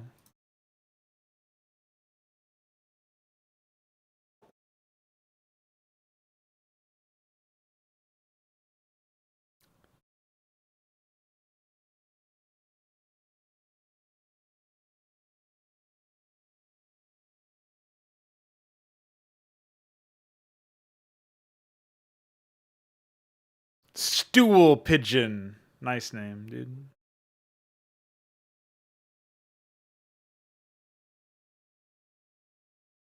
Apostate is also really cool for a Protoss name, but certainly not for this for the Corsair.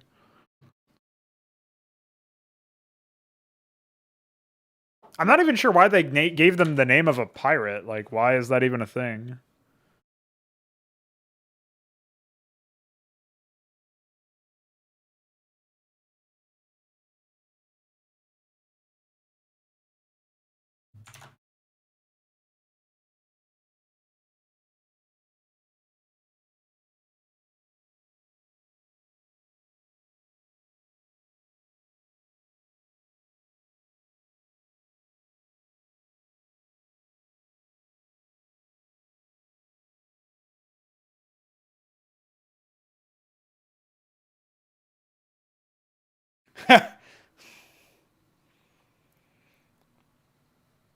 Oh, I guess apostle and apostate both start with the same stuff, but they are completely different. Like apostle is the opposite of an apostate.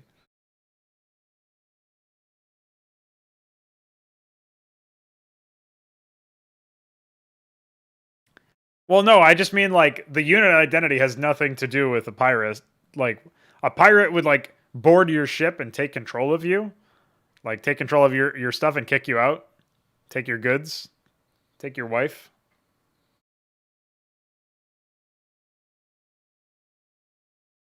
Don't really get anything like that out of the Corsair. Yeah, they take your overlords, true.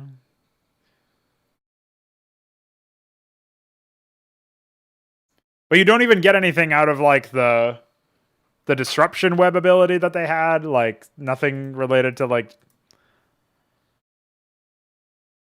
I was looking for saboteur synonyms because I was looking for something that would be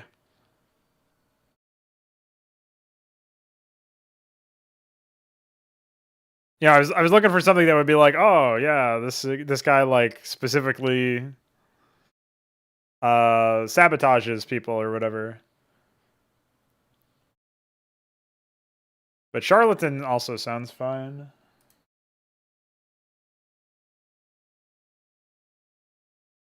I'm not sure if you would need T3 or beyond the Corsair. I don't know what you would need otherwise.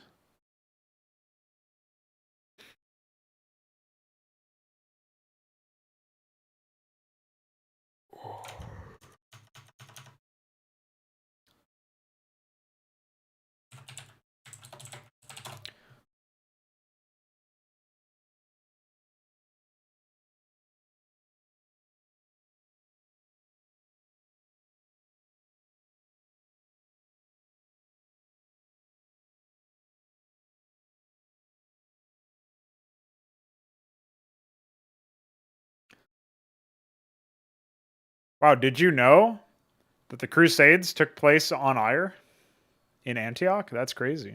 It's almost like Blizzard had nothing original about them.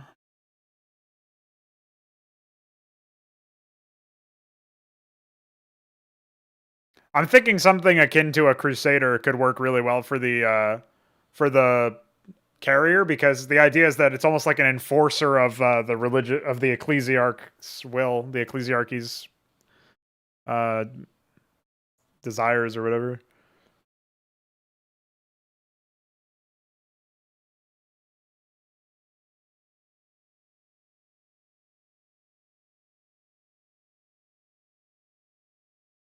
Apothecary sounds pretty epic, but it's also fancy as fuck, right?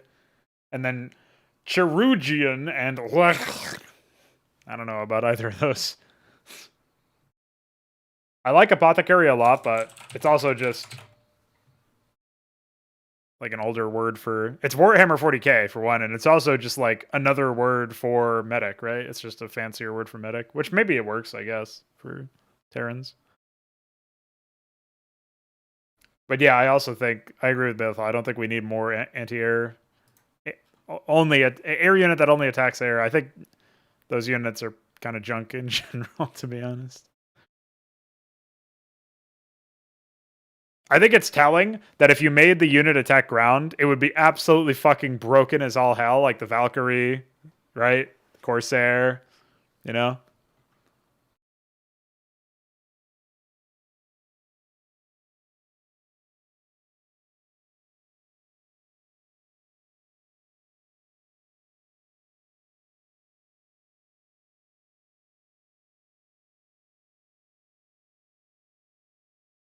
Right.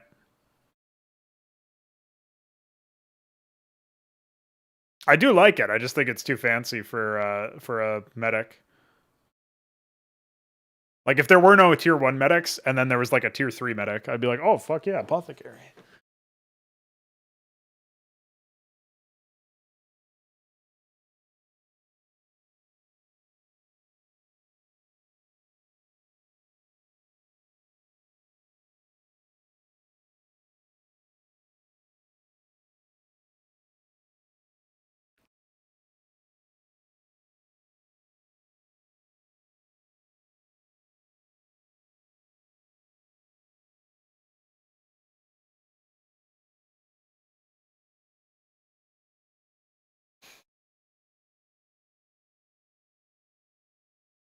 Well, yeah, shaman doesn't really shaman just means like it's the same thing as apothecary basically. Maybe a bit more tribal or something, but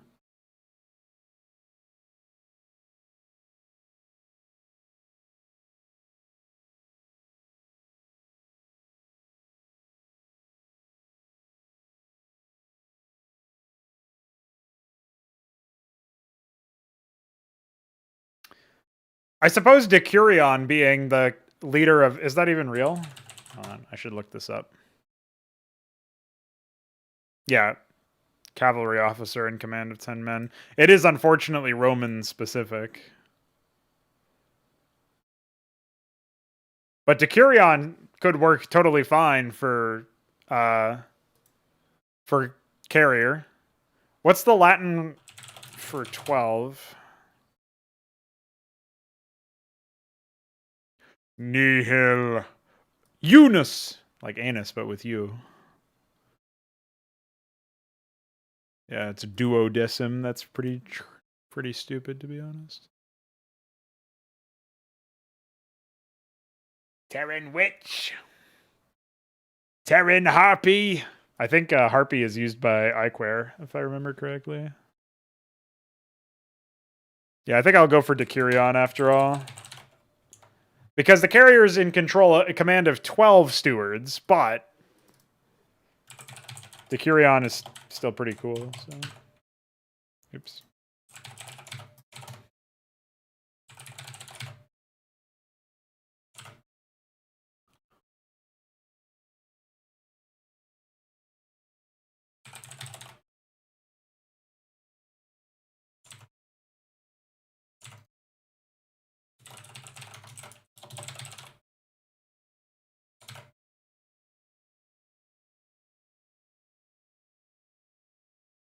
Yeah.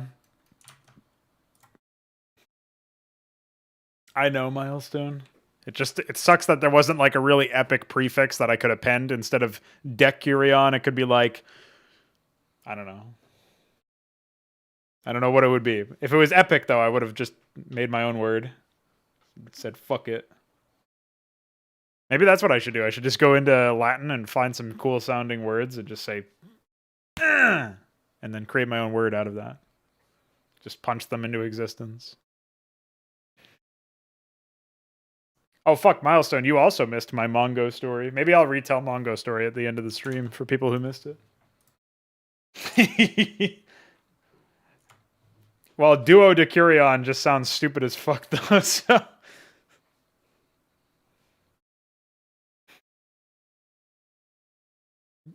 Dude Curia. Now we're talking. Now we're speaking my kind of language, boys. Fellas, hello.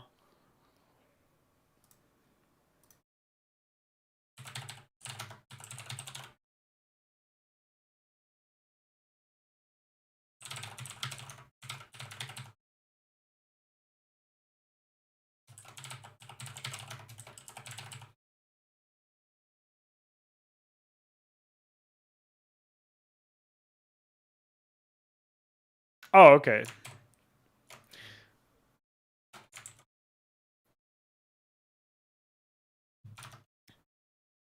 I like when people blow off work and or school and just watch my stream instead.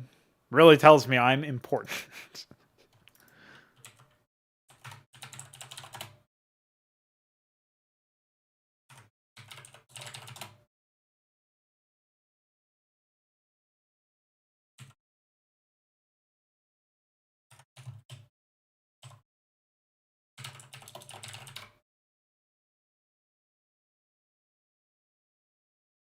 So I still haven't decided whether or not I'm going to go for Charlatan for the Corsair, but I'm guessing probably not.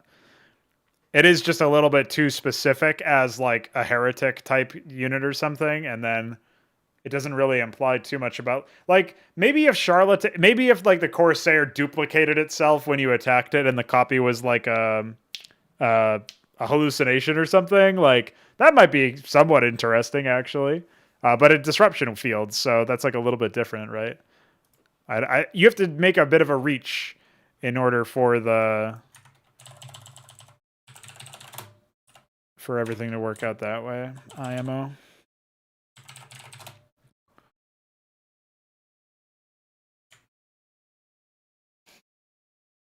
Any attack verb is banned, yeah. Or attack verb, by the way. Action verb. Any action verb is banned.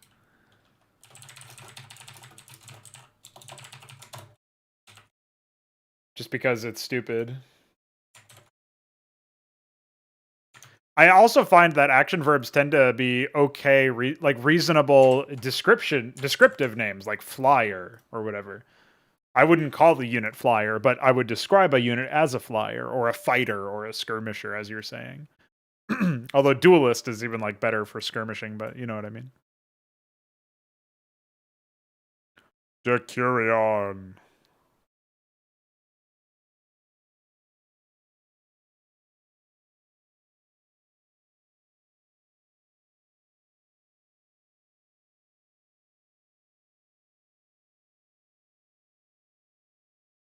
It's a Verber name. Yeah, dozenist. Muta's dozen. Names dozen. All right, so we've renamed a lot of shit now. We just have Dragoon and Corsair left for the Protoss. Have I actually renamed the... I don't think I've renamed Probe on the website yet because I haven't figured... keep forgetting what the term for my advanced worker for them is. God damn it. Why has it got to be like this? Don't say that. What is wrong with you? Well, you'll notice, Milestone, a lot of the most boring names in Brood War and like StarCraft in general were those like action verb names, particularly for Zerg, like Defiler, Lurker, Devourer. There's one other that I'm forgetting. Oh no, I was thinking of Guardian, which is just such a dumb name. I don't think there's any other action verb name for the Zerg, but yeah, it's just like those are like so boring. And Lurker isn't even an accurate name. That's the thing. Is like at least Defiler like plagues you or whatever. But Lurker doesn't actually lurk. They get in your face and burrow. It's like they had an idea for a unit concept, and then maybe that name makes sense as like the placeholder name. Like this is what we want the unit to act like. And then they should have played the game and saw, oh, the best way to do this is actually to move up in front of the person's face. So we should get a different name for this because Lurker is clearly not even descriptive of the actual unit's behavior in terms of how it's used in a game of StarCraft. But of course, they don't play their own games, so they don't know that. And Devourer, I guess, has a very tangential connection to the armor end. But aside from that, it doesn't need enemy units. Piss DMer. Yeah, Augur was... and Augur is also like a really... well, at least when I've seen it used in fiction, I didn't know anything about it being a Roman name. I associate it mostly with like really powerful spellcasters in fiction because I think that's where I've used it before myself and also where I've seen other people use it. So that's probably just me not realizing that it's a, as you say, a Roman name. But yeah, it's what the Templar morphs into for the Augur. Corruptor. Don't remind me. That actually reminds me, I do need to get rid of the Templar as well. That needs to be a new name.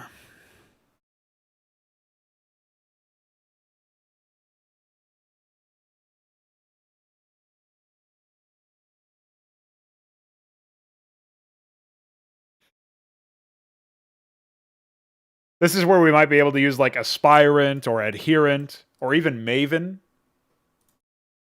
Acolyte, Ascendant is kind of boring, I guess.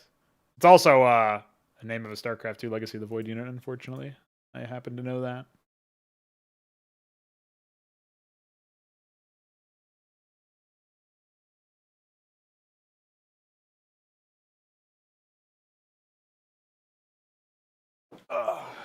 What else do we got here? So we still have Marine, Firebat, and Science Vessel to rename.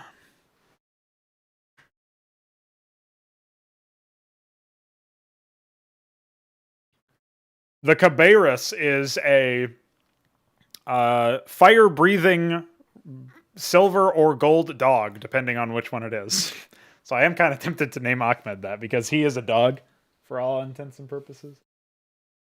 But I will not because Cabarrus is, for one, way too fancy for a firebat and also kind of sounds epic. So. Yeah, that's my reaction to Science Vessel. I still don't know about Trojan for dropship. It does sound pretty, like, I like it personally, but that's because I'm thinking about the historical context of landing a fucking vessel, you know, like sneaking men in or whatever. I'm not thinking about it in the sense of like, what do you call it, the virus. And I feel like most people are going to think about it as a virus. I feel like Cerberus is so overdone, don't you? I also think if you have Cerebrit and Cerberus are like super close in terms of the letters used. I've always made that association, even though they mean completely different things. Like Cera is like the prefix for brain. It's like cerebellum and stuff, right? But Cerberus has nothing to do with that. But Cerberus I've just seen used so often. Like maybe I would use it as like the name of a weapon. I could probably use it as like the name of a weapon for a unit that's meant to be defensive. It could be like Cerberus cannon or something on like the tier 2. Um, like a higher tier static defense for Terran could be like Cerberus cannon as their weapon name. But I wouldn't want to use it for a unit name just because like it's almost been used so much that it's become a cliche and lost a lot of its meaning for me.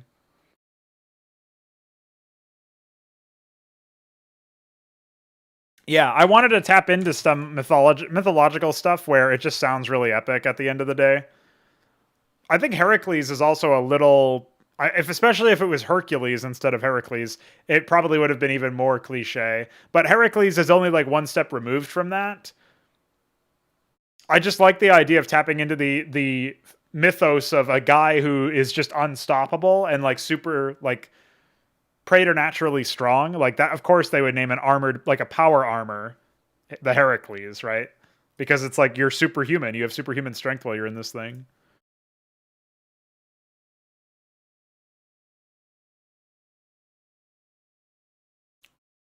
Heracles is a StarCraft 2 unit, or are you thinking of something else? Or are you thinking of Cerberus? I know Herc was used in StarCraft 2, but only in the campaign, only in Nova Covert Ops. And I'm not even sure if it stood for Hercules. I think it was an anagram like mule. All it was a hard counter to butter. Imagine making a hard counter to butter. Imagine doing that. Oh, the Hercules is a dropship. I didn't even think about that. I actually forgot. Imagine the dropship being named Hercules. Imagine the transport being named Hercules. Yeah, you know what? The superhuman man who did a lot of crazy shit. He rerouted a river. He punched a dog in the head. He's pretty cool. Yeah, he's our dropship. Go fuck yourself. Why? Why is that a thing?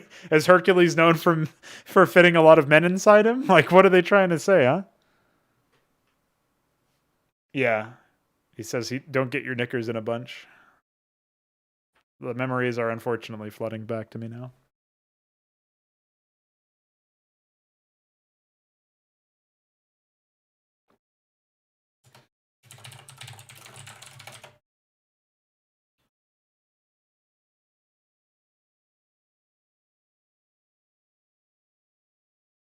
Maybe Warden ends up being like a Terran structure name for the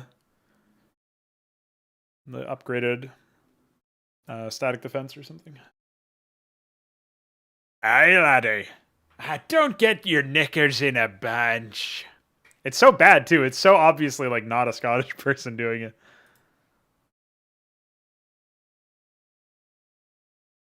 What a mess. What a mess, I say. Well, we've renamed a couple of units. That's cool. We still have to figure out something for Marine, Firebat. Oh yeah, and Medic. That was the other one. So we've got 4 for Terran. Maybe 5 if we find a better name for dropship. Last time I was talking about how I had considered Karen for from mythology, like the ferryman of the dead. However, I was looking specifically for the name of his rowboat, his dinky little boat, but I couldn't find it named anywhere. And Karen himself is also super overused, right? So didn't want to do that one.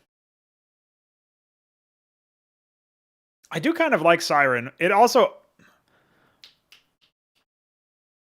implies a trickster type thing, right? Like I'm gonna bait you into this, like I'm gonna lure you away or whatever. That's what sirens did in mythology, right? So I kind of like the idea of that as a disruptive unit, which the medic is not, especially after optical flare gets removed, which is in the next patch. Like currently, it's already done in my version, so you can't have that be there.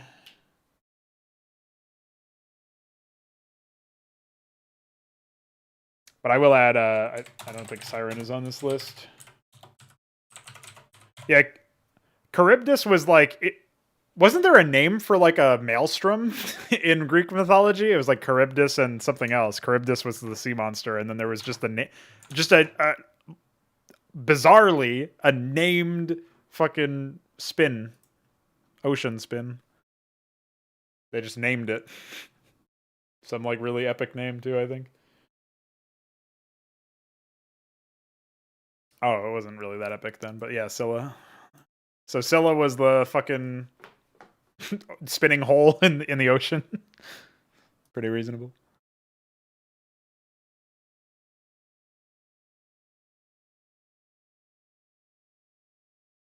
Oh, no, Charybdis is the whirlpool. Then what is Scylla? Hold on. Let's figure out what Scylla is. I guess it's Scylla or Sculla.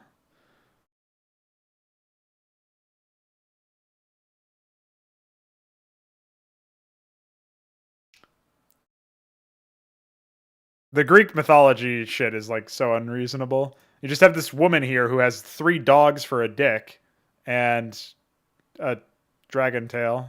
It's like, okay, that's, yeah, I agree.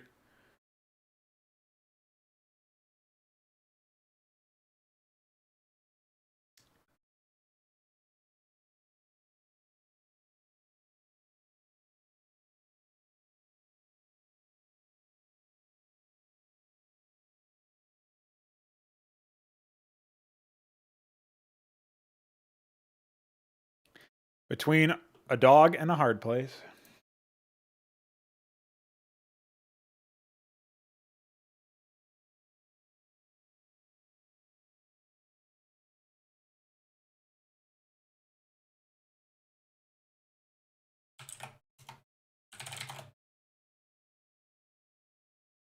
Oh, I guess we could do cleric for medic. It's kind of generic, but there's a lot of X. Cleric, medic, generic.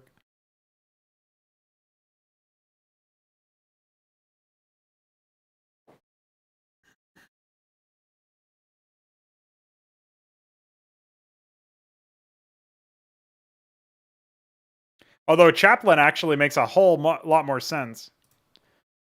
Yeah, chaplain makes a ton of sense for medic, whereas I didn't like it for arbiter. Went for didact instead.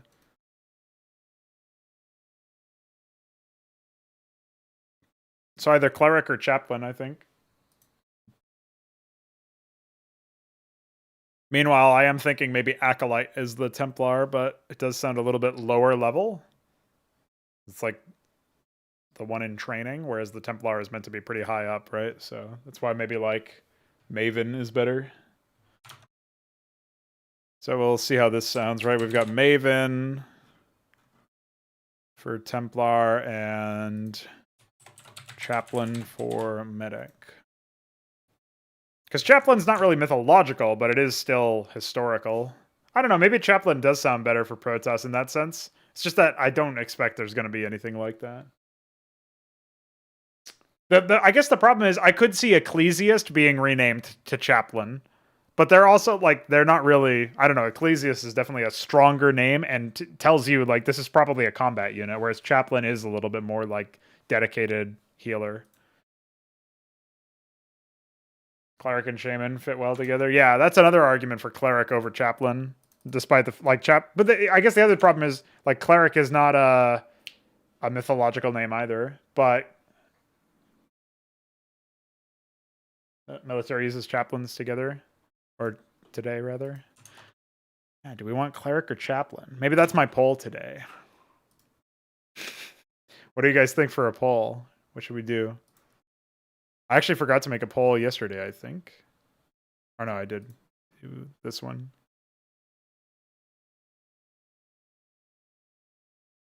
I completely forgot about making a poll today is what happened.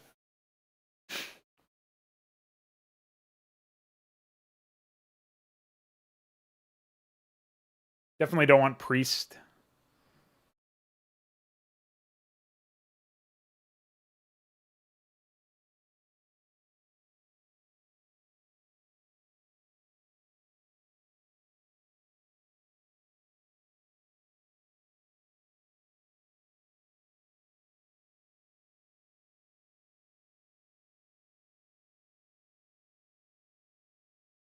Oh, you know what? Martyr might actually be a reasonable word, even though it's what I use to describe the archons and stuff.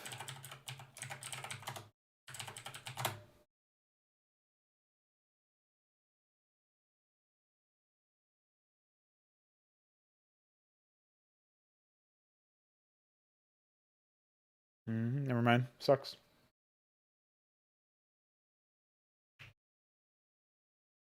I don't think it really does. I guess cleric is older. I don't know. I could see an argument for both, so that'll be my poll today.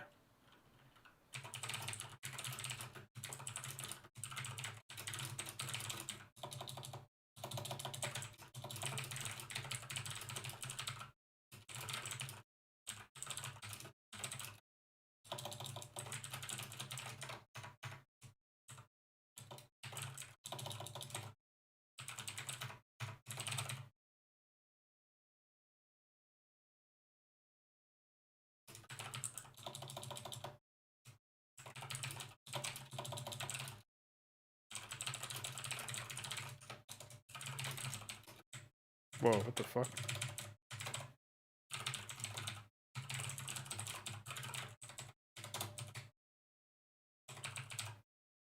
Oop.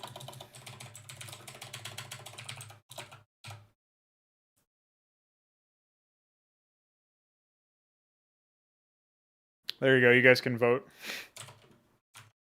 I'll just offload that one.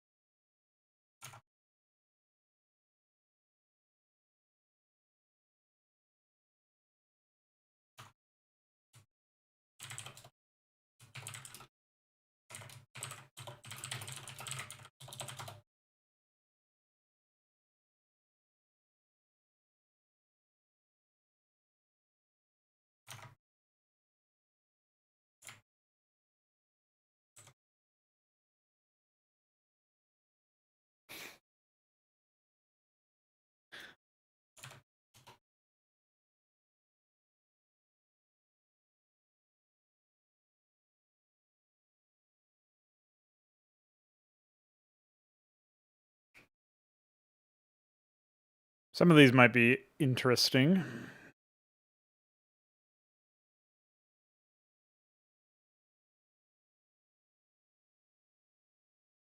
Gymnasiarch is like a little too close to gymnasium for me.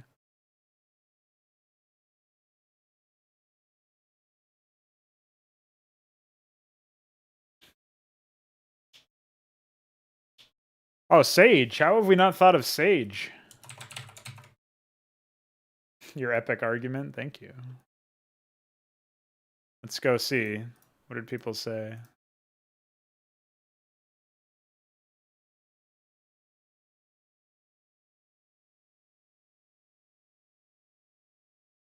Wow, we have an argument, boys.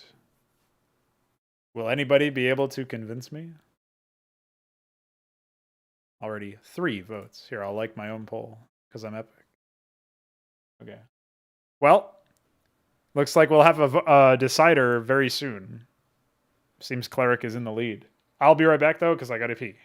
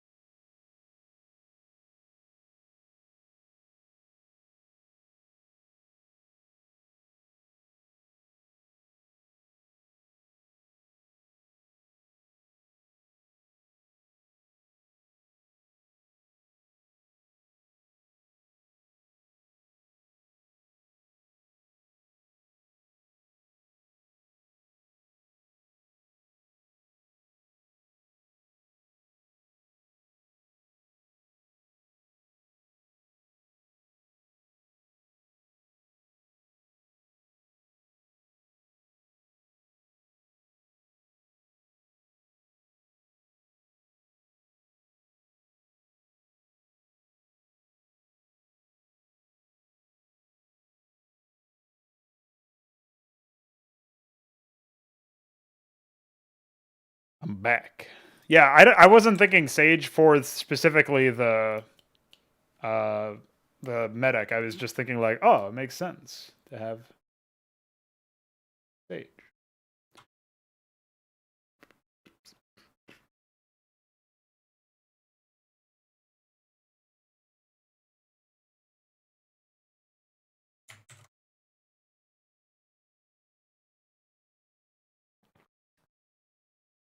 Wow, seems like you're the only one who voted for Chaplain, Balethal.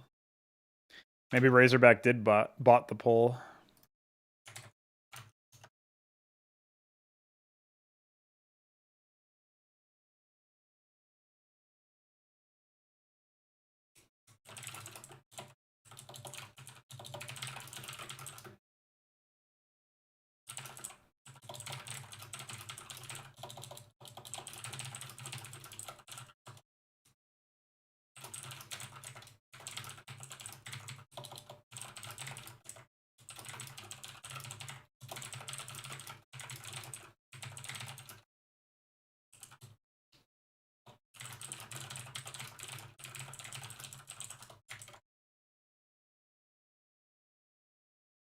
Oh shit, really? Is that still happening? Hold on. Stop the presses. It's not over yet, boys. Hashtag stop the steal. Dude, how close are they? PogChamp, it's a tie, boys! Zerg could overtake Protoss. Zerg here! We might be Zerg here.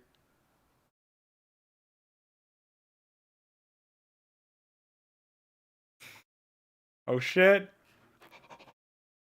Oh shit, son! Zerg here! Zerg here! Zerg here alert!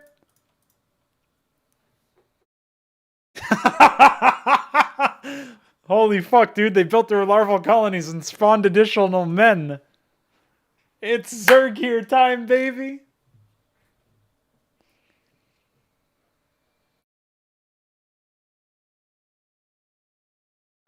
Cancel everything.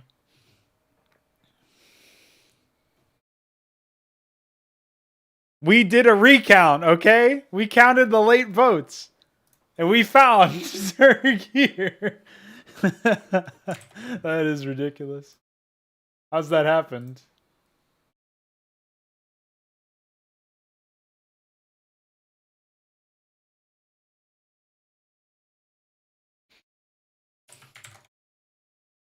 It's the result of Razorback bot attack. It might be, actually. That might be true. Is there a way I can get a link directly to the... Oh, yeah, I can. Yeah, exactly.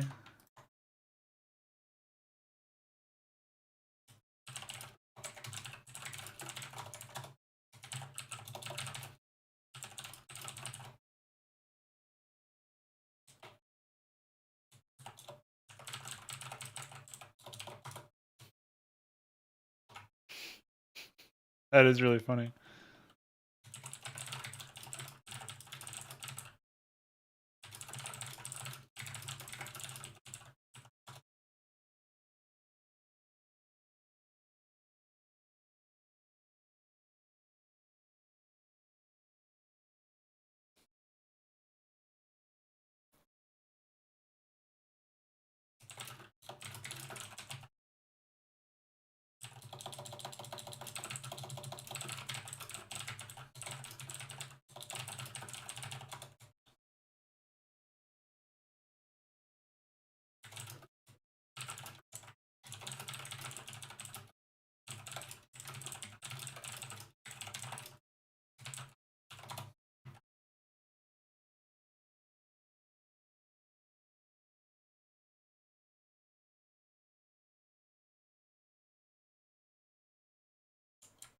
Oh, shit. Wait, what happened?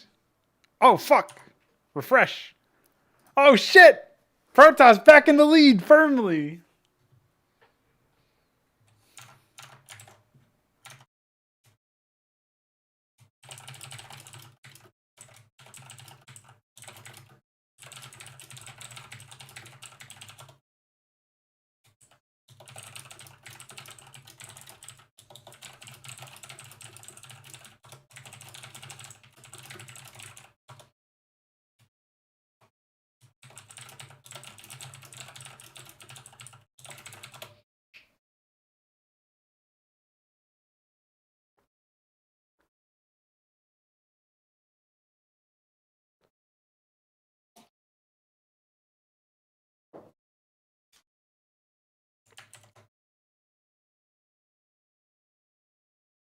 I wonder why you guys have different percentages than I do. I've got 2833. Unless Bailiff meant to type 33. But I think he would have taken the opportunity for 3.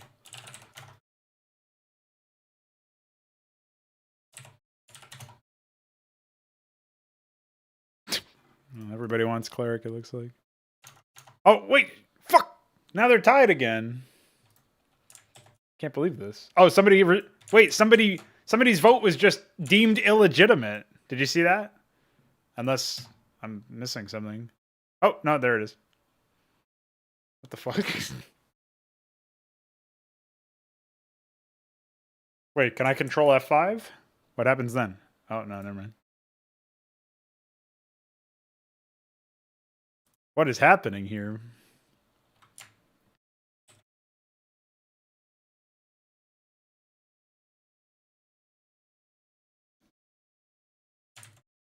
Yeah, it went from 43 to 42, back to 43. Mainstream media stealing our election.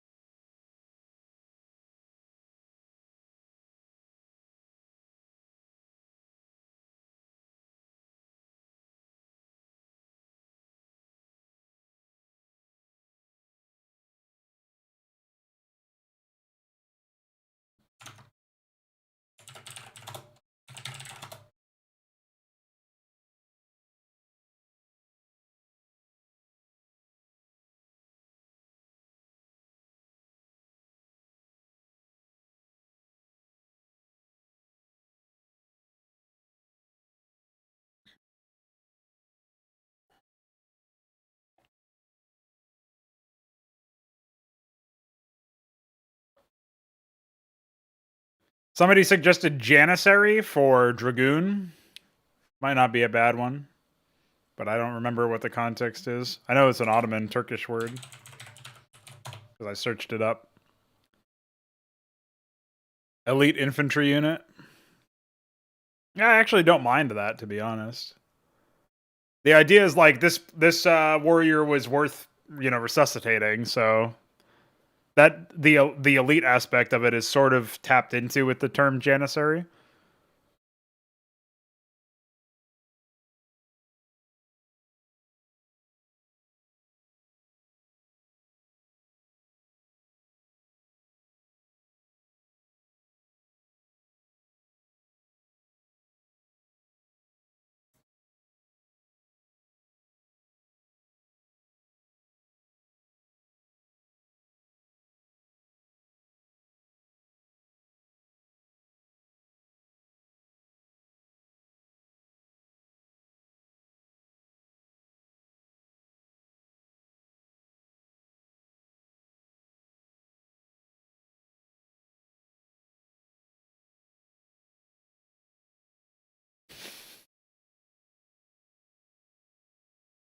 I'm mostly going for like raw power of the term where possible.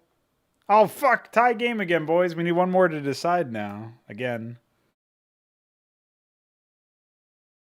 So I need something that sounds powerful but also has that like curvature and flow that Protoss units tend to have. Which is why Janissary, I think, is really cool. Might be a little too specific though. I think a lot of people know what a Janissary actually is. They're like familiar with it and they might trace it back to a specific thing, right?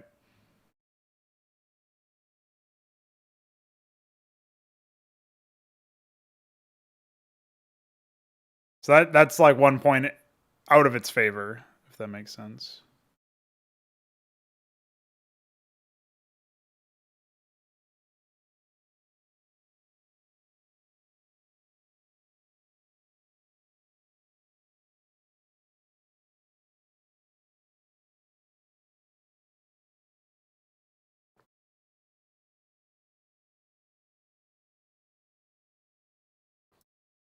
I was also thinking something associated with knight. Oh, cavalier was suggested by Balathal, which I think is kind of neat. The problem is when you search it up, you get like the adjective definition of arrogant. And that's what you would say. Like if somebody's cavalier, it's almost like they think less of other people or think highly of themselves. That's how it's used modernly in the modern day. Whereas a cavalier was like a specific, like a name of a person or whatever, or like it was a term to describe a person, basically. I thought about gallant or gallant, but obviously it doesn't really make sense either. Like it doesn't sound good.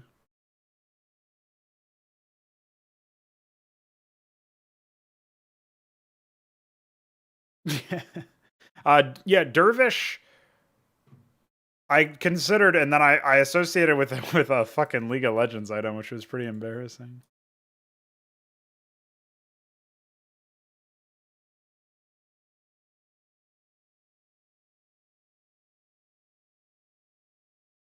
I forget what even it was. It was just the name of like an Islamic title or something. Paladin is already a Terran name anyway, so I think it fits the unit there a lot better than what it would for this. Champion is another one of those like super generic names. We obviously can't be using that. Medalist. Yeah, your medal is that you get to.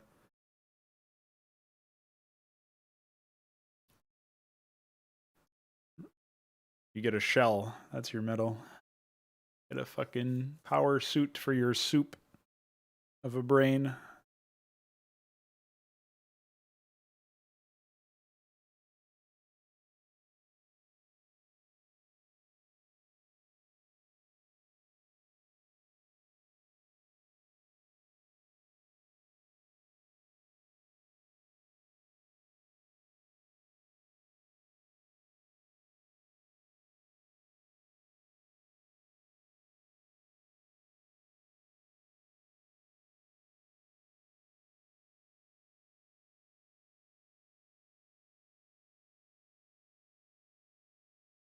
I just want something better than Dragoon, you know?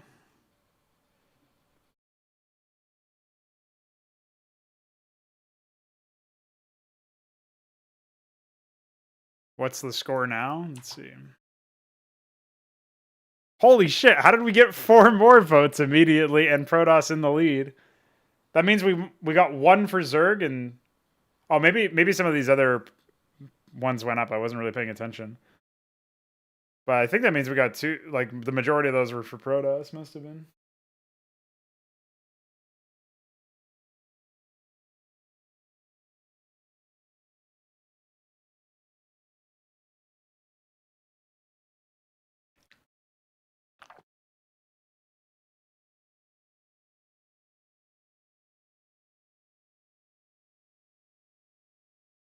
I still really like Cataphract, but it doesn't really. Dragoons are not like heavily armored necessarily. That actually fits the Atreus better, but obviously isn't. Tutelary is kind of a neat word and not an action verb, but is shite to say out loud.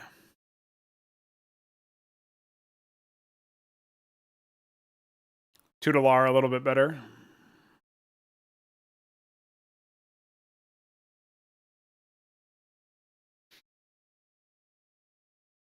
Parthian. What the fuck is a Parthian?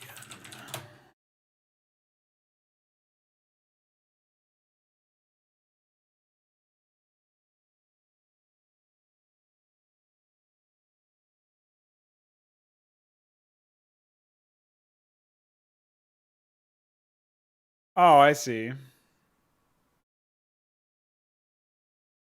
H. Jehovah. Heavy Griv Panvar Knights. Yeah, I feel like if it's specifically. Yeah, I don't know. Not sure about that one. Although, Light Horse. This might be interesting here. Hold on. Maybe we can find a name for something that is like a light cavalry.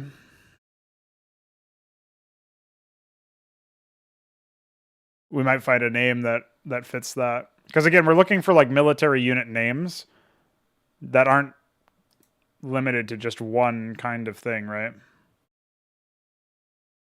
So it would be stuff like this here. None of these really sound particularly epic. I guess Hussar would probably be the best one out of all of these, but it's not particularly great. TBH.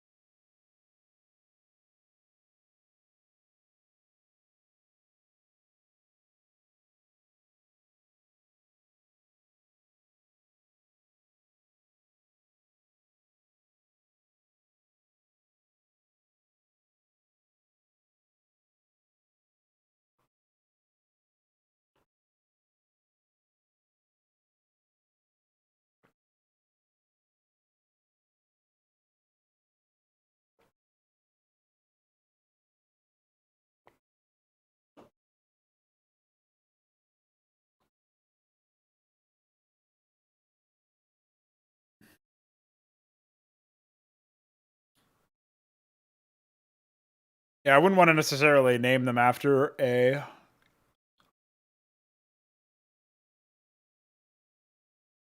specific, what do you call it?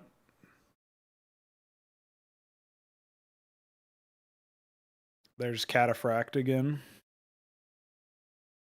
I wouldn't want to name them after a specific empire or whatever. That kind of flies in the face of what I was talking about earlier, where we want something that's a little bit more widespread.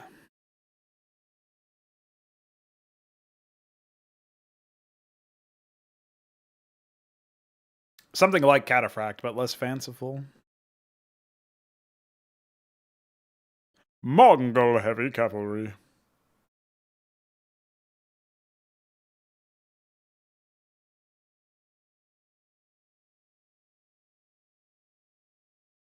Oh, I see.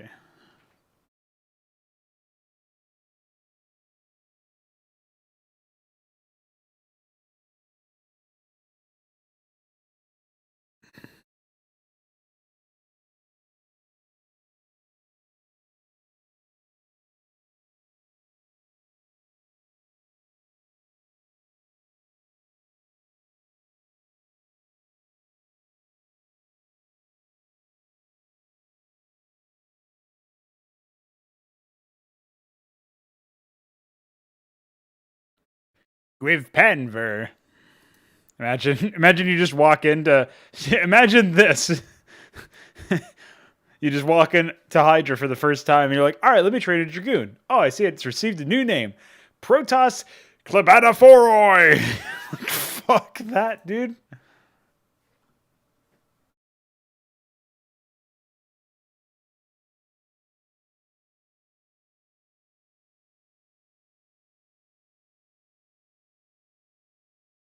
Maybe this is where I do the same thing that I did with Panoptus, and I just start butchering a little bit of some of this ancient stuff.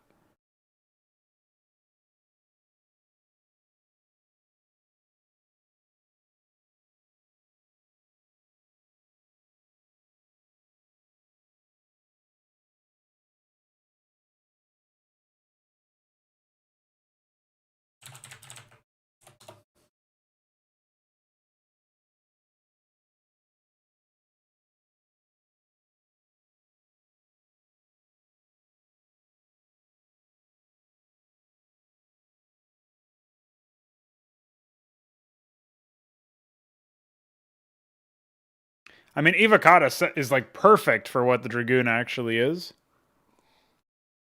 but doesn't really talk at all, doesn't really reference at all anything to do with the Dragoon's actual name, or what would you call it? Not name, unit profile, like what it actually does. It really is just like cavalry in a sense. It's like a walker or a tank or something. right? A strider.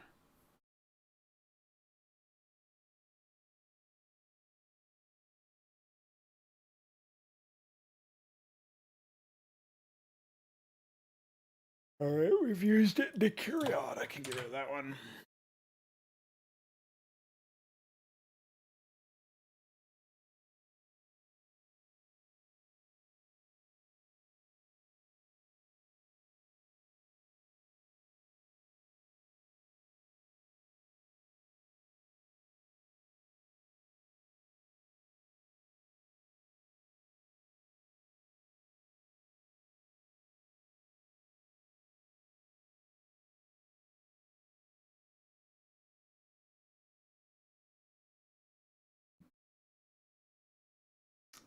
Ah, Centurion. I suppose that does make sense, doesn't it? Even though that's also Roman.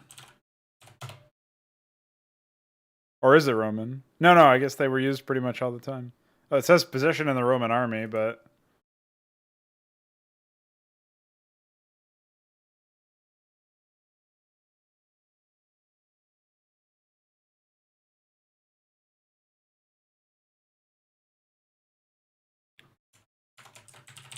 Where does Atreus come from? I forget where... Oh, it's a Greek mythos thing. Wait, why did I pick... Oh, I was thinking of something that was fearless. I think I saw Atreus in a list of synonyms for fearless or something. And I was like, oh, that works. But I guess it comes from Greek mythos, which is kind of shit for Protoss. Even though it's... I think it fits.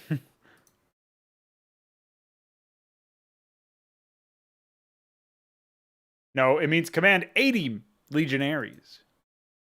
Read the wiki article, nerd. That's funny too, because obviously I'm the nerd, but whatever. Oh, fuck. What's the poll now? Oh, it's only increased by 1, and it's for Protoss.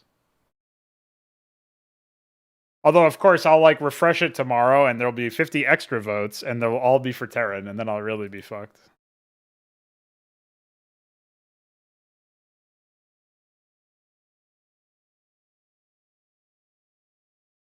I like Centurion. I don't know why I didn't think of that sooner. I think I associated it pretty heavily with Romans, but apparently there was a Centurion tank, and it was from Britain, so I don't mind that.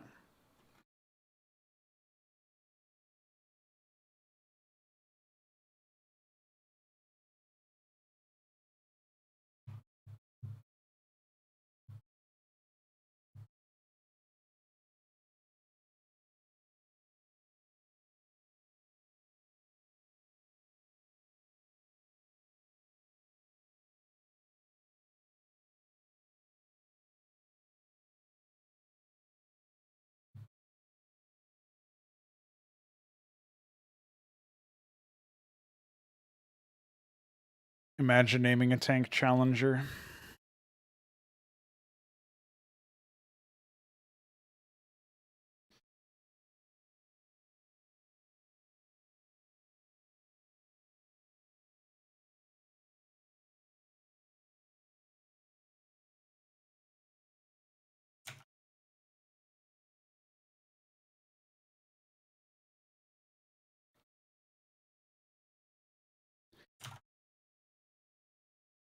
Right, yeah. I don't know why a century is 80 in Roman or whatever. The other problem, too, though, with Centurion is...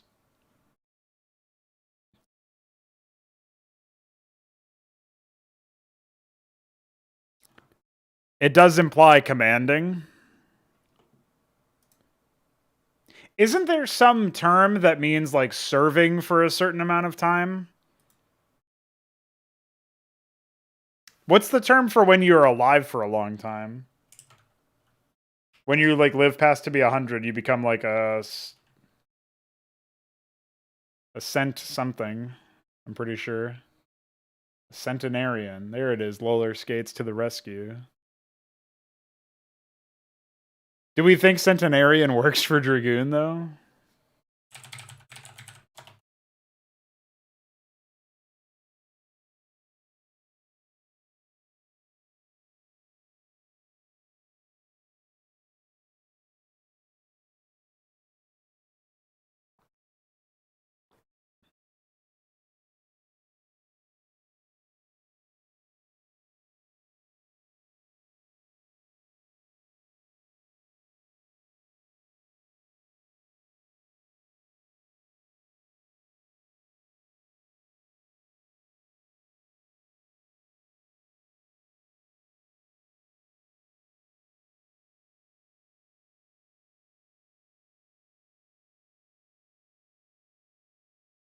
Yeah, Centurion is not a bad one, right?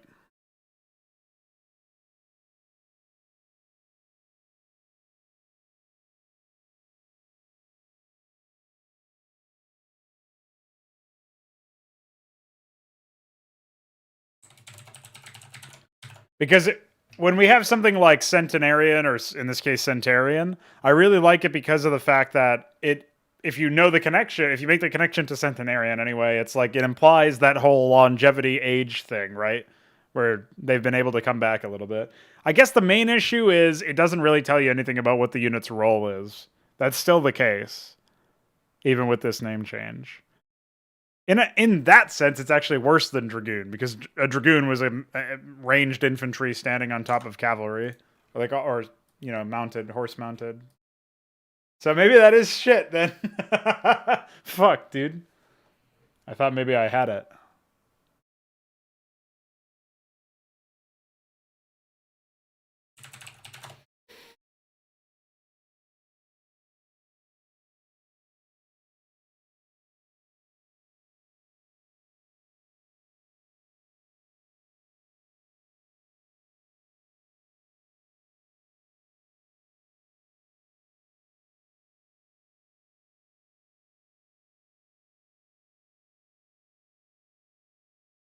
Ranger.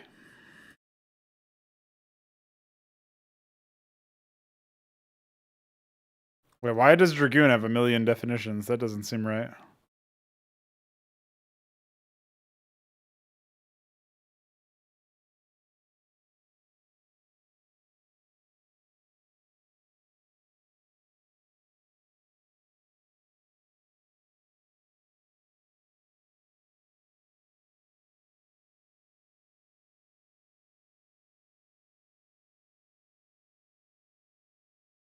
Yes, Protoss horse, a classic.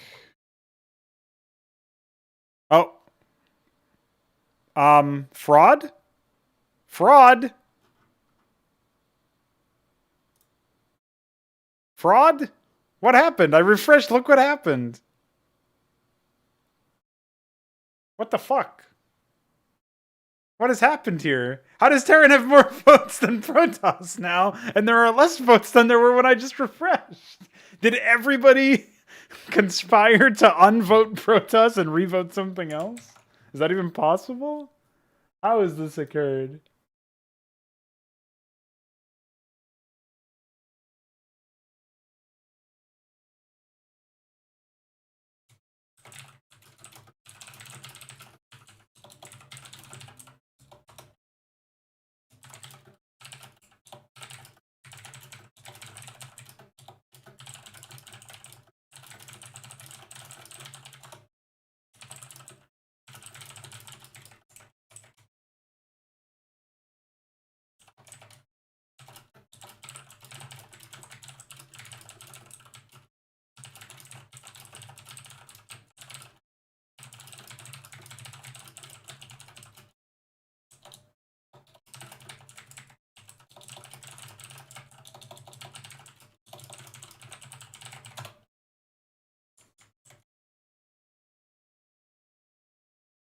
People are just memeing my poll.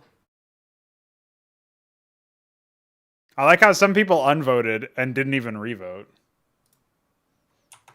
It's possible to change your vote. I never knew. Oh, now it's Protoss again. Yeah, people are just memeing, aren't they?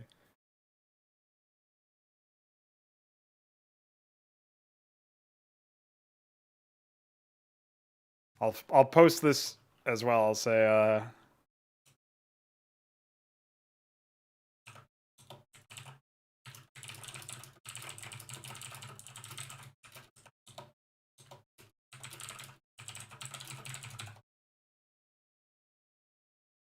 there you go.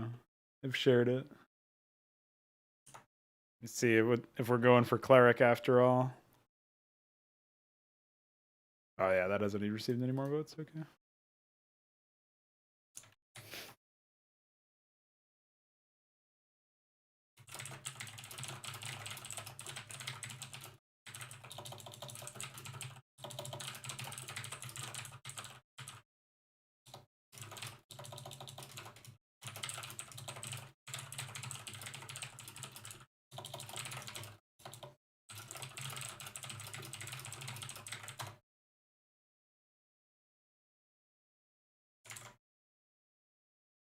Okay. Anyway, we are still looking for something for Dragoon, as well as Corsair, and as well as Marine Firebat, Science Vessel, and maybe Dropship.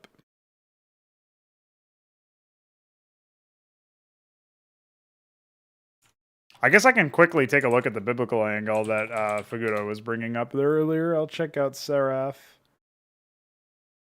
The Burning One. Maybe we can find something similar here.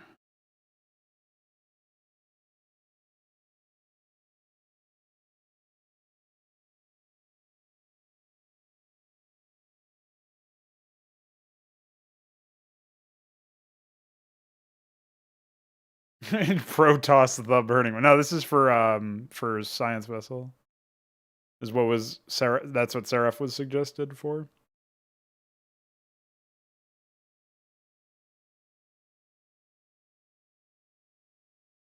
I could call it a tetragram, I guess, but it's a bit vague. Bearers of the Throne. Protoss the Voiding One.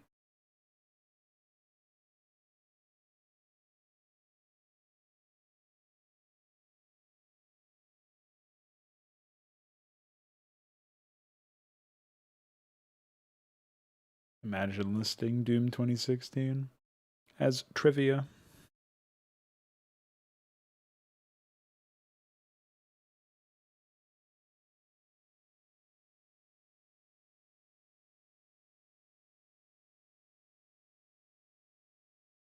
The Voiding 3. Well, it does say holy, holy, holy. That's 3 times, so. There's, of course, the Trinity. Terran Trinity. I kind of like that, even though it's 3. I'll throw that on the list. Trinity. Fucking prank, TBH.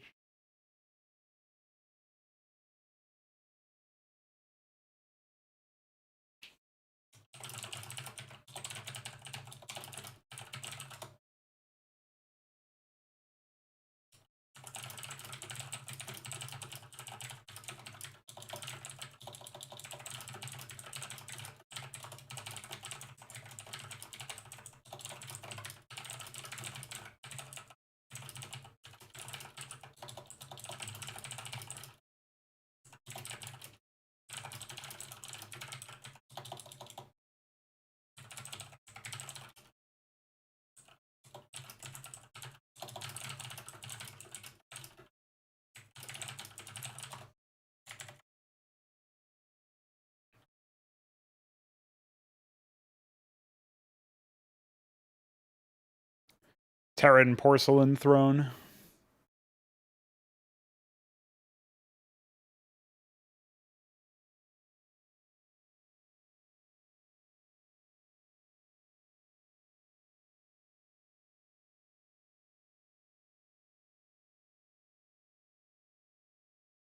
I'm not really finding any connections with Seraph, unfortunately.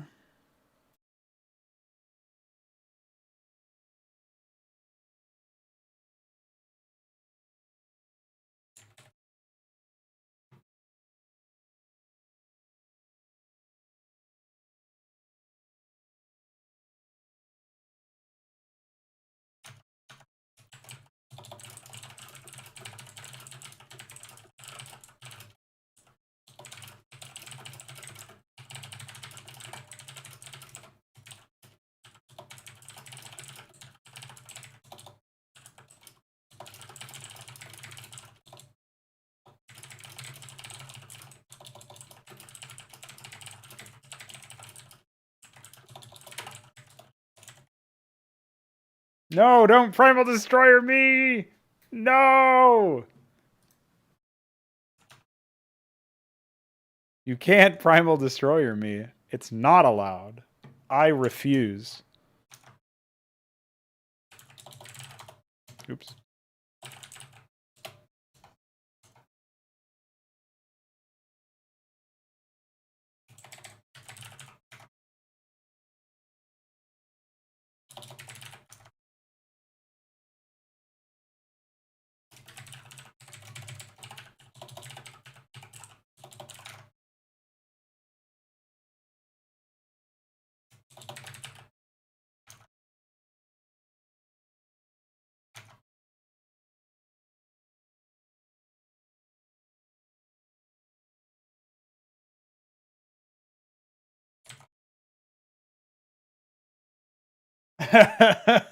Yeah.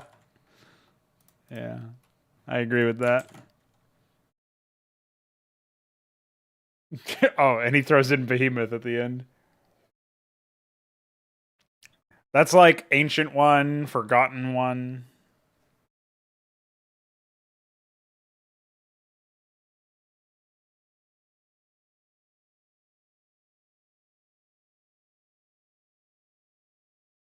Maybe we can do something related to like memories for the Dragoon.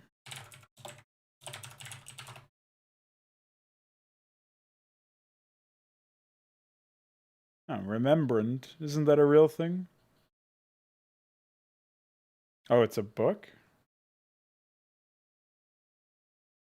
Whatever. Just storying. I still like when DF did like fell downstairs or something. That fucking killed me. Instead of fell dark fell blood, because it was like some stupid name. It was like fell blood darkbringer or something. And DF just went fell downstairs darkbringer. Like fucking destroyed whatever it was. That really destroyed me. This reminds me actually, because I did Darkbringer. UED. So in addition to UED Commander naming a unit Primal Destroyer, he named a mission Darkness Bringers.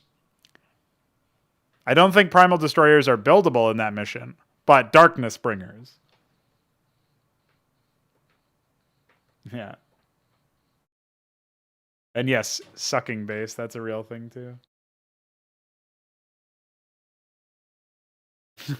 Yeah, fell downstairs. Like it's such a dumb name. Fell.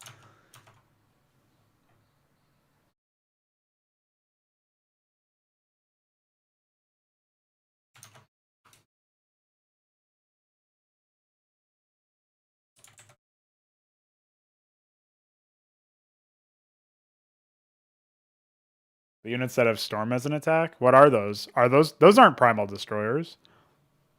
Those are like hybrid some things. Don't tell me they're hybrid destroyers, please. Please tell me he did not name 2 units destroyers. What are they? Hybrids? No, they're not hybrid destroyers. I refuse to believe you. Where is this thread? Can I even find it on here? It won't even load because it started it. All right, let's find Starcraft alternate Darkness Bringer. I can't believe I have to search this. Is this Darkness Bringers? Let's watch SkyTech RTS. Shout out to SkyTech RTS. He's a cool guy. He actually made this. First things first. Does he select a unit? Where is it? He's just getting Protossed. I don't see any Darkness Bringers. Where are the Darkness Bringers?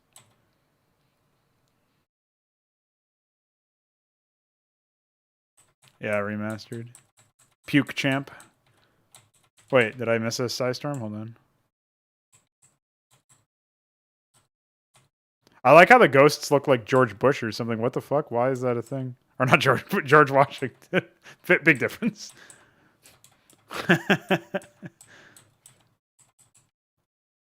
Fell downstairs, Bushburner.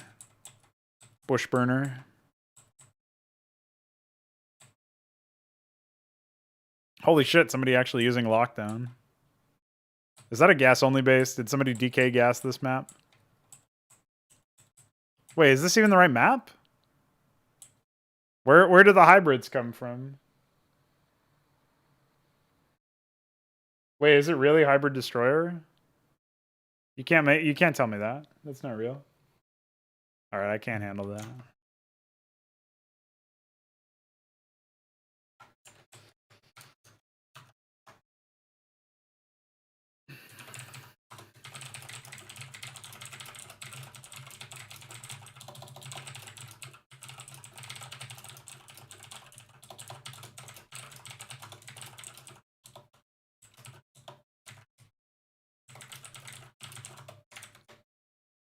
I've just pinged him in the Discord server, so he will have to answer for his potential crimes.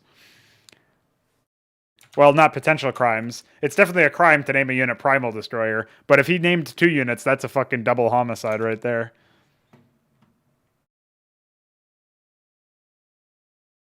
Maybe Banneret would work for a Dragoon. It's a bit odd, but Banneret, like flag-bearing cavalry, was what a Banneret was, so could work. Although that sounds a little bit more for like what the Hierophant is, and Hierophant is just a better name for that. I already watched Remastered once. I can't watch it again.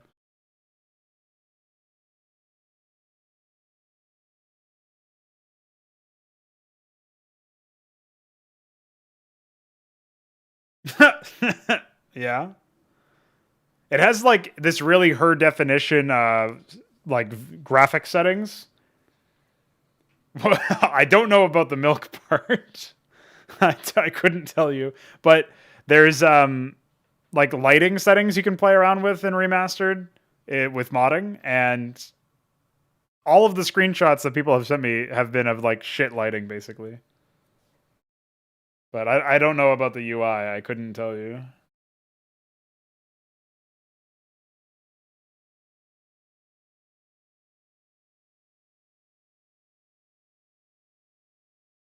But it's basically as if like if you've ever played a Starcraft 2 map where the lighting settings are like deliberately butchered, like Antioch Chronicles 3 that I played with Mesk. It's like if you had to play an entire macro map with that though, instead of it just being a shitty cutscene boss or something. 2C2, more like 2C3. More like you actually. Oops, destroyed. I'm walking away from this immediately. Yeah. It's like imagine playing a slog pre-placed micro map or macro map, not micro map, macro map, where it takes you an hour to kill one AI, except you have to stare at that the whole time.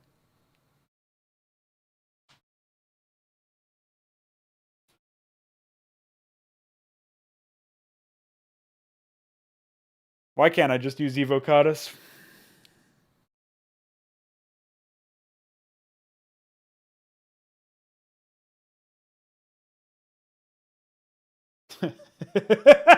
Lens flares take up the whole screen. Tony, what have you done?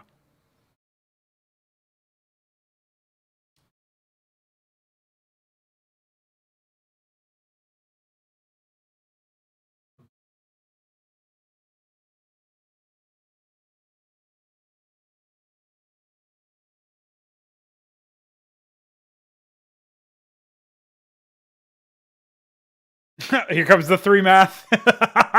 I can't believe this is a recurring bit on my streams where people in the chat just do elaborate 3 math. As many 3s as they can 3 to make 3. I did a really elaborate one at some point, but I can't remember it, so I'll just remind people that I've done that, and you guys will have to do it.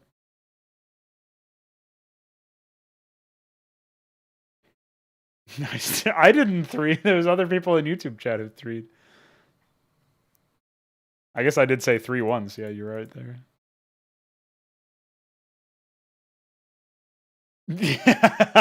Yeah, yeah. 575,000,162,545,000,140,375,000,000.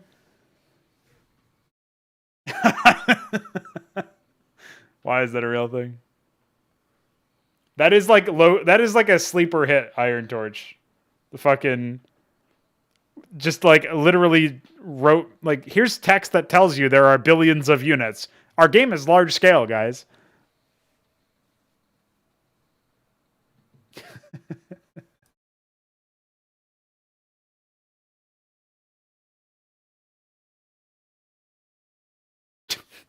Imagine losing control because of 3. I don't know what my favorite part of Legacy of the Void / Nova Covert Ops with Mesk is, but it's probably just him suffering. He has some pretty good moments there. If you've missed it, Iron Torch, I don't know if you've watched the Antioch Chronicles. That's a custom campaign for StarCraft 2 that Mesk and I did together. We actually did it before Legacy of the Void, chronologically speaking. That's a fucking meme. There's some serious shit in there. There's like there's like really slapstick stuff. Like there's a cutscene where in order to transition from being outside a facility to inside a facility, they zoom into some horribly low resolution turbo upscaled Nexus model. They just like zoom into a Nexus. They zoom right into it, and then they like bleed through it basically. And that's how they transition from an outside to an inside. And it's like you just see like you can start counting the pixels towards the middle of that. Also, there was the tree moment. That was a simulation. The volume warning in some parts of that playthrough.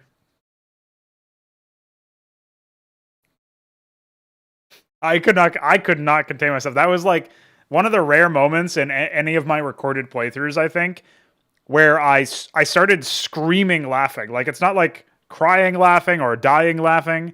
I was like in like mental pain and the only way out was to laugh. And so my laugh is actually like desperate and very loud. Colonial camera angles, yeah. Yeah, it would definitely go in shit campaigns. I was being nice back then. That was like 2017 or 2018 or something. I stopped being nice pretty quick though. Like towards the end, if you skip like the mid section of the, I don't know how funny any of that stuff really is, but there's like some point where I just go like, "What the fuck is wrong with you?" I start like yelling at him. I'm like, "Why are you doing this?" Because like the cutscenes get 50 minutes in length or whatever. Yeah, the tree moment in Antioch is what we were talking about. Yeah, those cutscenes that you're talking about is like they get really ridiculous later on.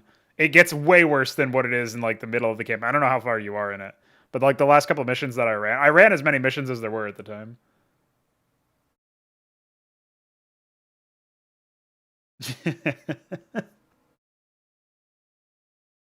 And knowing the backstory of the fact that they changed the enemies from actual aliens, like a new alien race, to trees so that they would avoid colonial undertones in their story is really like batshit insane.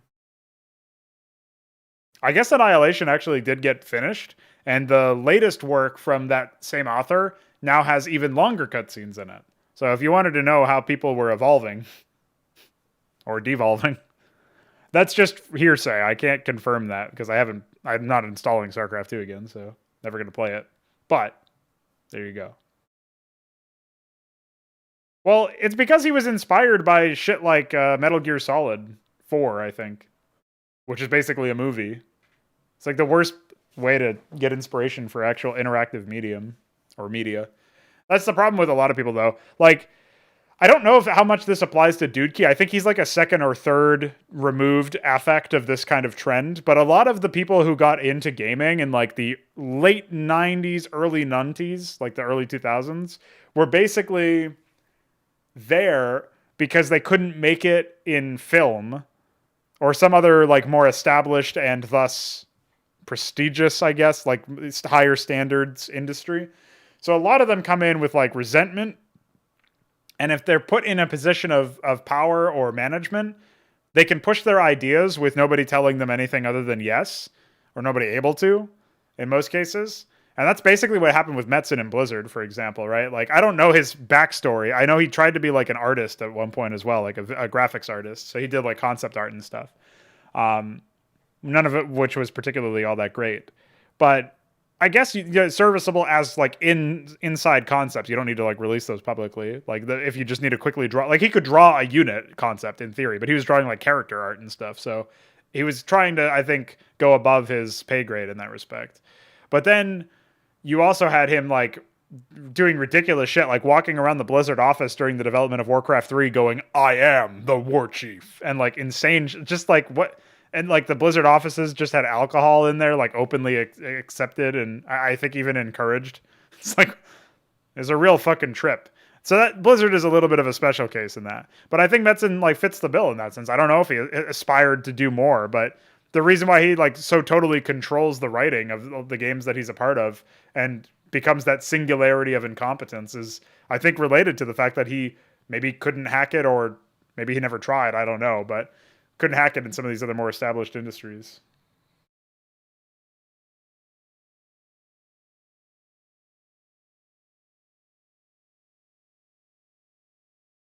Voradin in the 2-hour micro mission. Is that the one where it's I'm walking around like in an open RPG or something, like helping some Terrans deal with Zerg or something like that? The gameplay is a cutscene in Arcane. That is true, yeah. That is miserable. Can't believe that's real. I don't think we could even finish the Undead campaign. Or did I finish the Undead campaign with Dynamo? Or did we just fucking drop it? I think we just dropped it. Like, Dynamo was starting to fucking drink himself. Like, not to death, but... At some point, he was just watching, too. He was like Mesk. He wasn't playing. He was just watching. And he couldn't bear to watch this shit. He had to get, like, he got... Not drunk, but, like... Definitely more than just tipsy with a couple of whiskey shots or glasses or whatever. Like, I don't know if he was drinking every time I killed a unit or something, but at the rate of gameplay pacing in that game, he would live a long and healthy life, actually.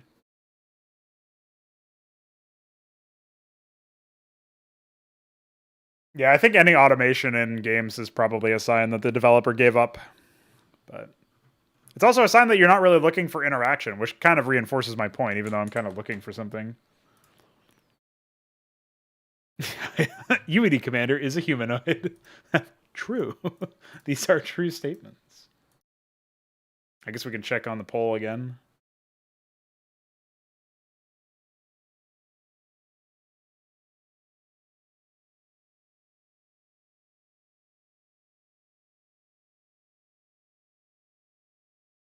Oh, now Zerg just has 44% of the vote. That's reasonable. People have just completely fucking pivoted. Dude, whoever voted Protoss and thought Protoss won handily, and they were just like, nice, we have Protoss. Perfect. I don't need to worry about that. They're just going to like, what the fuck happened over here? I wonder if people will like re-vote again later and just be like, actually, Terran. What a meme. Terran hasn't actually gotten any more votes, by the way. They've been stuck.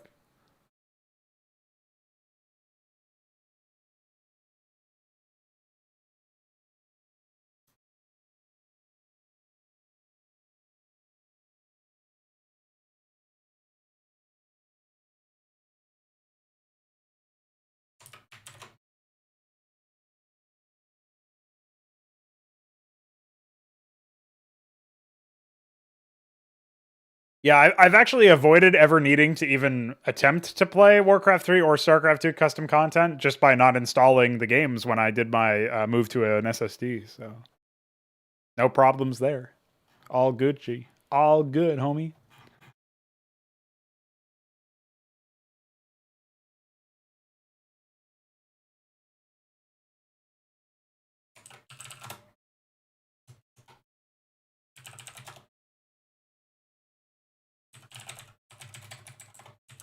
I'll change it to Cleric for now, and we'll see if that changes.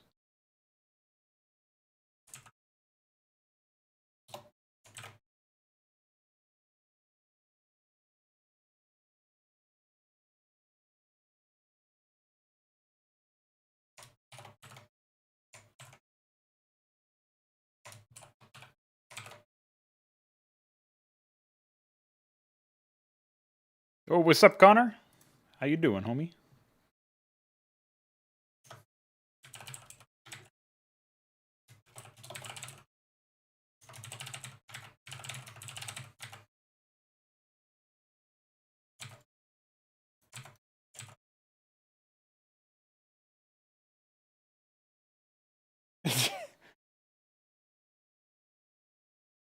Just make sure that when they die, crows fly out of their bushes or whatever.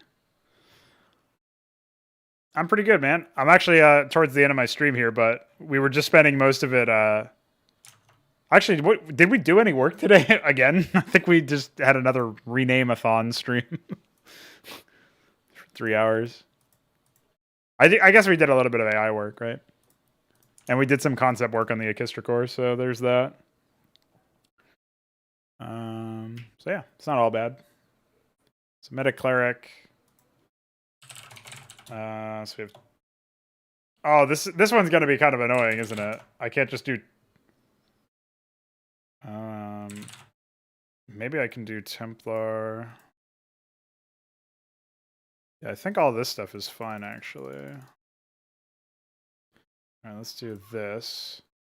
And then Templar, Maven. Oh, wait.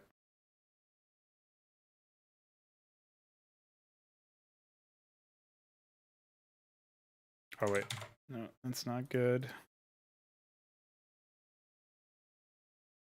Oh, and the last one wasn't good either. Pranked.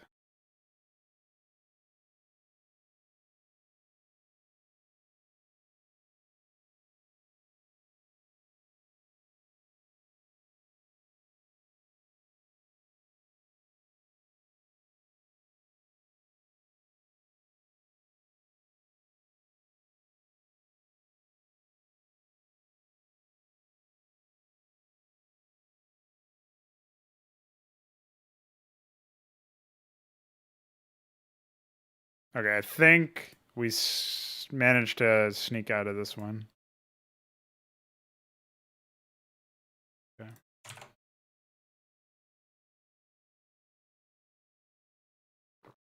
I can't work on the new campaign since people keep changing the votes. Yeah, I'm not ready to work on the new campaign, I don't think. I could probably do some planning and stuff. I actually think the conceptual stuff that I was coming up with for the planning, I don't remember if you... I don't know how many people were here when I was doing this initially.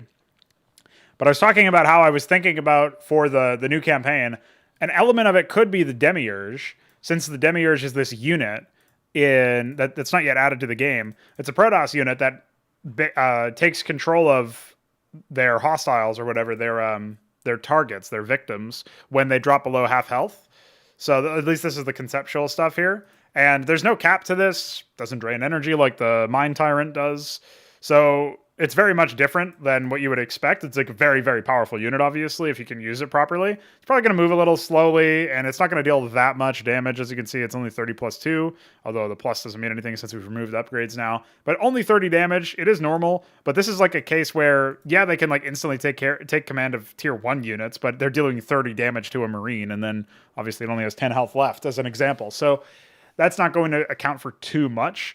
Its attack speed isn't crazy fast either, so it's not like a large number of small units could easily overwhelm a Demiurge, as a matter of fact. So it can't stand alone, but the idea is that it can sort of like act as a way to replenish your units, your army on the get-go. And crucially, you can take command of buildings. There are no limitations to this. You can take command of a dropship, or in this case, a Trojan, a shuttle, in this case, an envoy, or an Ovaleth, or something that has units loaded into it. So there's a ton of capacity here for a lot of really high stakes play. And the idea of a character being a Demiurge, I think is really neat, because it allows you to conceptualize a character being this type of unit, and then you get to reinforce the gameplay thematic of what's happening with the protagonist that you're following is controlled by a Demiurge or something like that. That could be kind of neat. So yeah, that's sort of what I was thinking about there, is initially I thought we were going to be dealing with a Protoss campaign because that's what the votes, that's how the votes ended up. The other thing that I was thinking about is, okay, if we're a Protoss campaign, then our Protoss leader, our protagonist, might be controlled by a Demiurge. And that gives me the opportunity then to have a Zerg Brood or a Terran militia come in because it's controlled by the Demiurge. Obviously, that's a scenario that would never happen in normal cases, because you would never have Protoss allying themselves with Zerg. You probably wouldn't have them allying themselves too much with Terran either. It has to be kind of special cases for that. And in such a case, the servants of a Demiurge don't really care who they're fighting alongside, right? They have their allegiances in that sense, and they are very much tethered to the Demiurge. So I kind of like that element to it, right? I'm thinking it allows me to play around with some other concepts and have it be maybe there's an objective to defeat a Zerg Brood in mission 2, and then the Demiurge has controlled them in the ending cutscene or the briefing of the next mission or something. And then whenever you're playing in the next mission, he tells you to make way for his new disciples or something, and then a Zerg Brood starts to establish itself as in the back lines somewhere. I think that could be really neat, very thematic, and something that you're never going to get in any other setting, something that you're not going to get in other cases. You might get like a Protoss mind controlling it because it's like Ulrazaj or some other like sort of played out concept from the books. But you're also not going to get the opportunity to. I just don't think you're going to get the same kind of recognition of the gameplay concepts because in this case, like you can build a Demiurge as Protoss, you might witness it as another race, and then see the Demiurge walking around mind controlling units and think, oh, that's what my guy is, that's what my boss is, right? So it kind of feels like a bit of a retread on the whole Overmind concept when you position him as a character or it as a character, but I still think there's potential there. And the fact that it also allows me to have these non-standard racial combinations without completely throwing out the suspense of disbelief for the player, I think is quite powerful. So those are some of the reasons why I was thinking about that. If it is a Zerg campaign, that will also force me to really knuckle down and focus on making sure that the Zerg tech tree is up to snuff with the others, because they do kind of lag behind in terms of the number of units they have. So I'm fine either way. I was fine if it was a Terran or a Zerg or a Protoss campaign. I guess we'll see where the poll ends up in maybe like a couple more days' time or something. But yeah, I think there's a lot of potential anyway, and that's some of the fun stuff.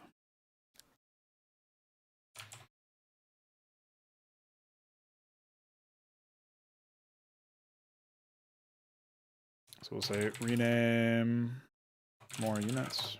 Just leave it at that. In this case, I don't remember if we renamed the cleric or not. Did we? Oh, yeah, I think so, right? Medic. Auto Medicus.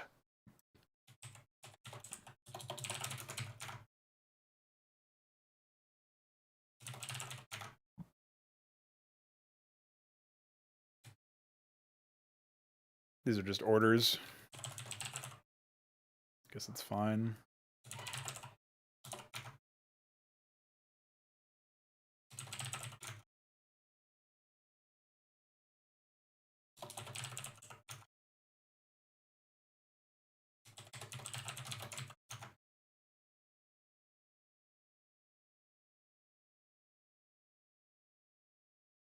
Oh, I must not have seen it before. Maybe it was like on another stream or something. Deliverance was initially going to have those units, and then I worked most of those concepts just into Hydra properly because I thought the Ecclesiast made a lot of sense. The Amaranth made a lot of sense. I guess the Ecclesiast definitely feels better implemented currently than the Amaranth does, but I think that people just haven't used the Amaranth very much. I also think we probably need to set up their passive a little bit better so that it's not so feast or famine. A little bit healthier in the gameplay space. So it's just like the Ecclesiast is probably just a healthier unit, right? Oh, okay, yeah. So in that sense, yeah, I just completely missed it. I probably won't have too much unique tech. Kind of the idea that I'm having is whatever is in the campaign, you can experience in multiplayer, melee, 1v1s, 2v2s, whatever as well. And the campaign is mostly just like a set of like a narrative to help you carry through, and you get those non-standard starting conditions that change up the flavor of how things are, as well as, of course, like some, ideally a compelling story that you experience through the gameplay, as well as through some dialogue and briefings and stuff. Um, it's kind of redefining, in a sense, what most people would conceptualize a custom campaign as, because a lot of the people, like when I was playing Age of Empires earlier today, there was somebody in the Twitch chat that kind of encapsulated this sort of thing that I'm going to go off on a tangent about now, where he was saying that he doesn't play RTS campaigns because you're always restricted. He prefers to play skirmish where you have no restrictions and the gameplay loop is more consistent. And that's exactly like what I'm trying to do with Hydra's campaigns. Is even though you have non-standard starting conditions in terms of like an imbalanced map, something that's not symmetrical, we'll say. So it's not keeping like competitive balance in mind necessarily. It should still be somewhat balanced for a different like encounter or something. Maybe you have like free-for-alls or non-standard team alignments. Maybe you do have a slight amount of pre-placed stuff for one player, but that's offset somehow by like maybe that's like one player against three, and that's why he's got a lot of pre-placed shit. Something like that could be the element there. So yeah, there's a ton of different things that you might consider when you're laying out a mission, and it will be functionally different than a melee map, but the experience that you have will still be very similar to that of playing against a competent player in melee. That's the goal anyway, is that you come in and you play very well in a core sense, like you're playing an RTS well, you're playing HYDRA well, Starcraft well, and you find success based on how well you actually do play. And those are kind of your objectives going into it. So, of course, Terror, what do you do? People are just memeing.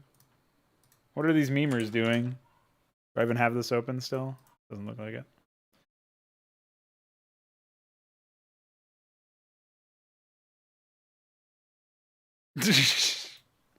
What is going on here?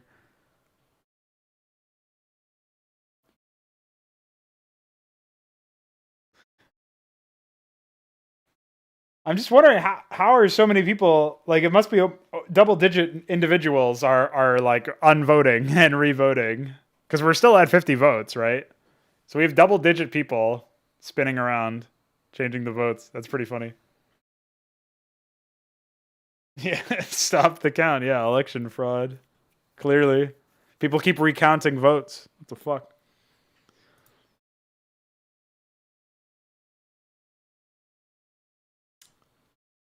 All right, so yeah, we definitely got a couple of nice things done today on today's stream. These kinds of streams are probably a little bit more on the side of being a bit of a placeholder, I guess. We're not getting like a crazy amount of junk done here. It's mostly like, you know, concepts or whatever, which I'm fine with, you know.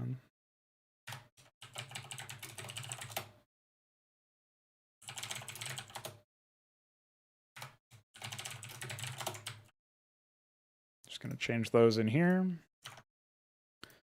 And then I need to jump into the AI scripts and add these.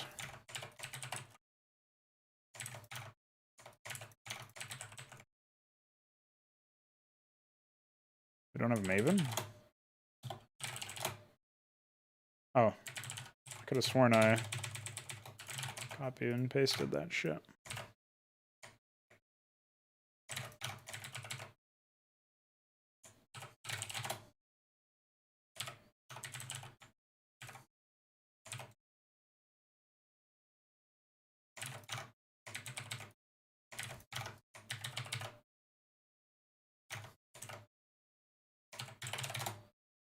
Okay. So now we can add these files. I guess we can just add everything.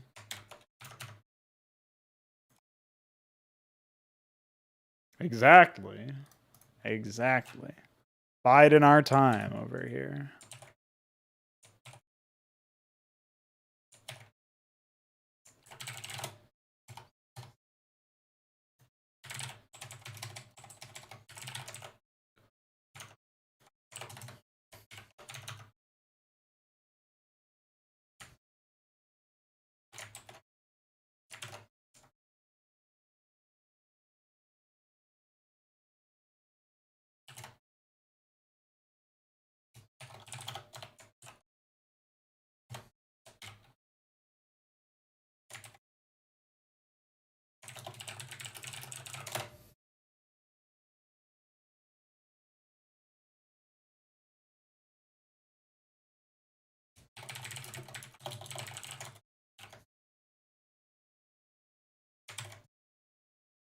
All right, so I think that'll count us out here. Gonna take a break from all of the hard work we've been doing, making fun of idiots, as DF pointed out, and renaming some units.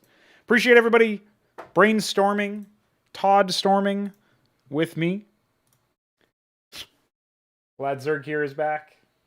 I hope you guys have a good time continuing to spin that poll. Eventually we'll get a result that makes sense. And I'll wave emoji you some other time. I'm not sure if I'll be doing a stream tomorrow. What do we got here? Oh yeah, it looks like I should have time for another mod stream tomorrow, so I'll catch you guys sometime tomorrow afternoon /evening /whenever. Bye-bye.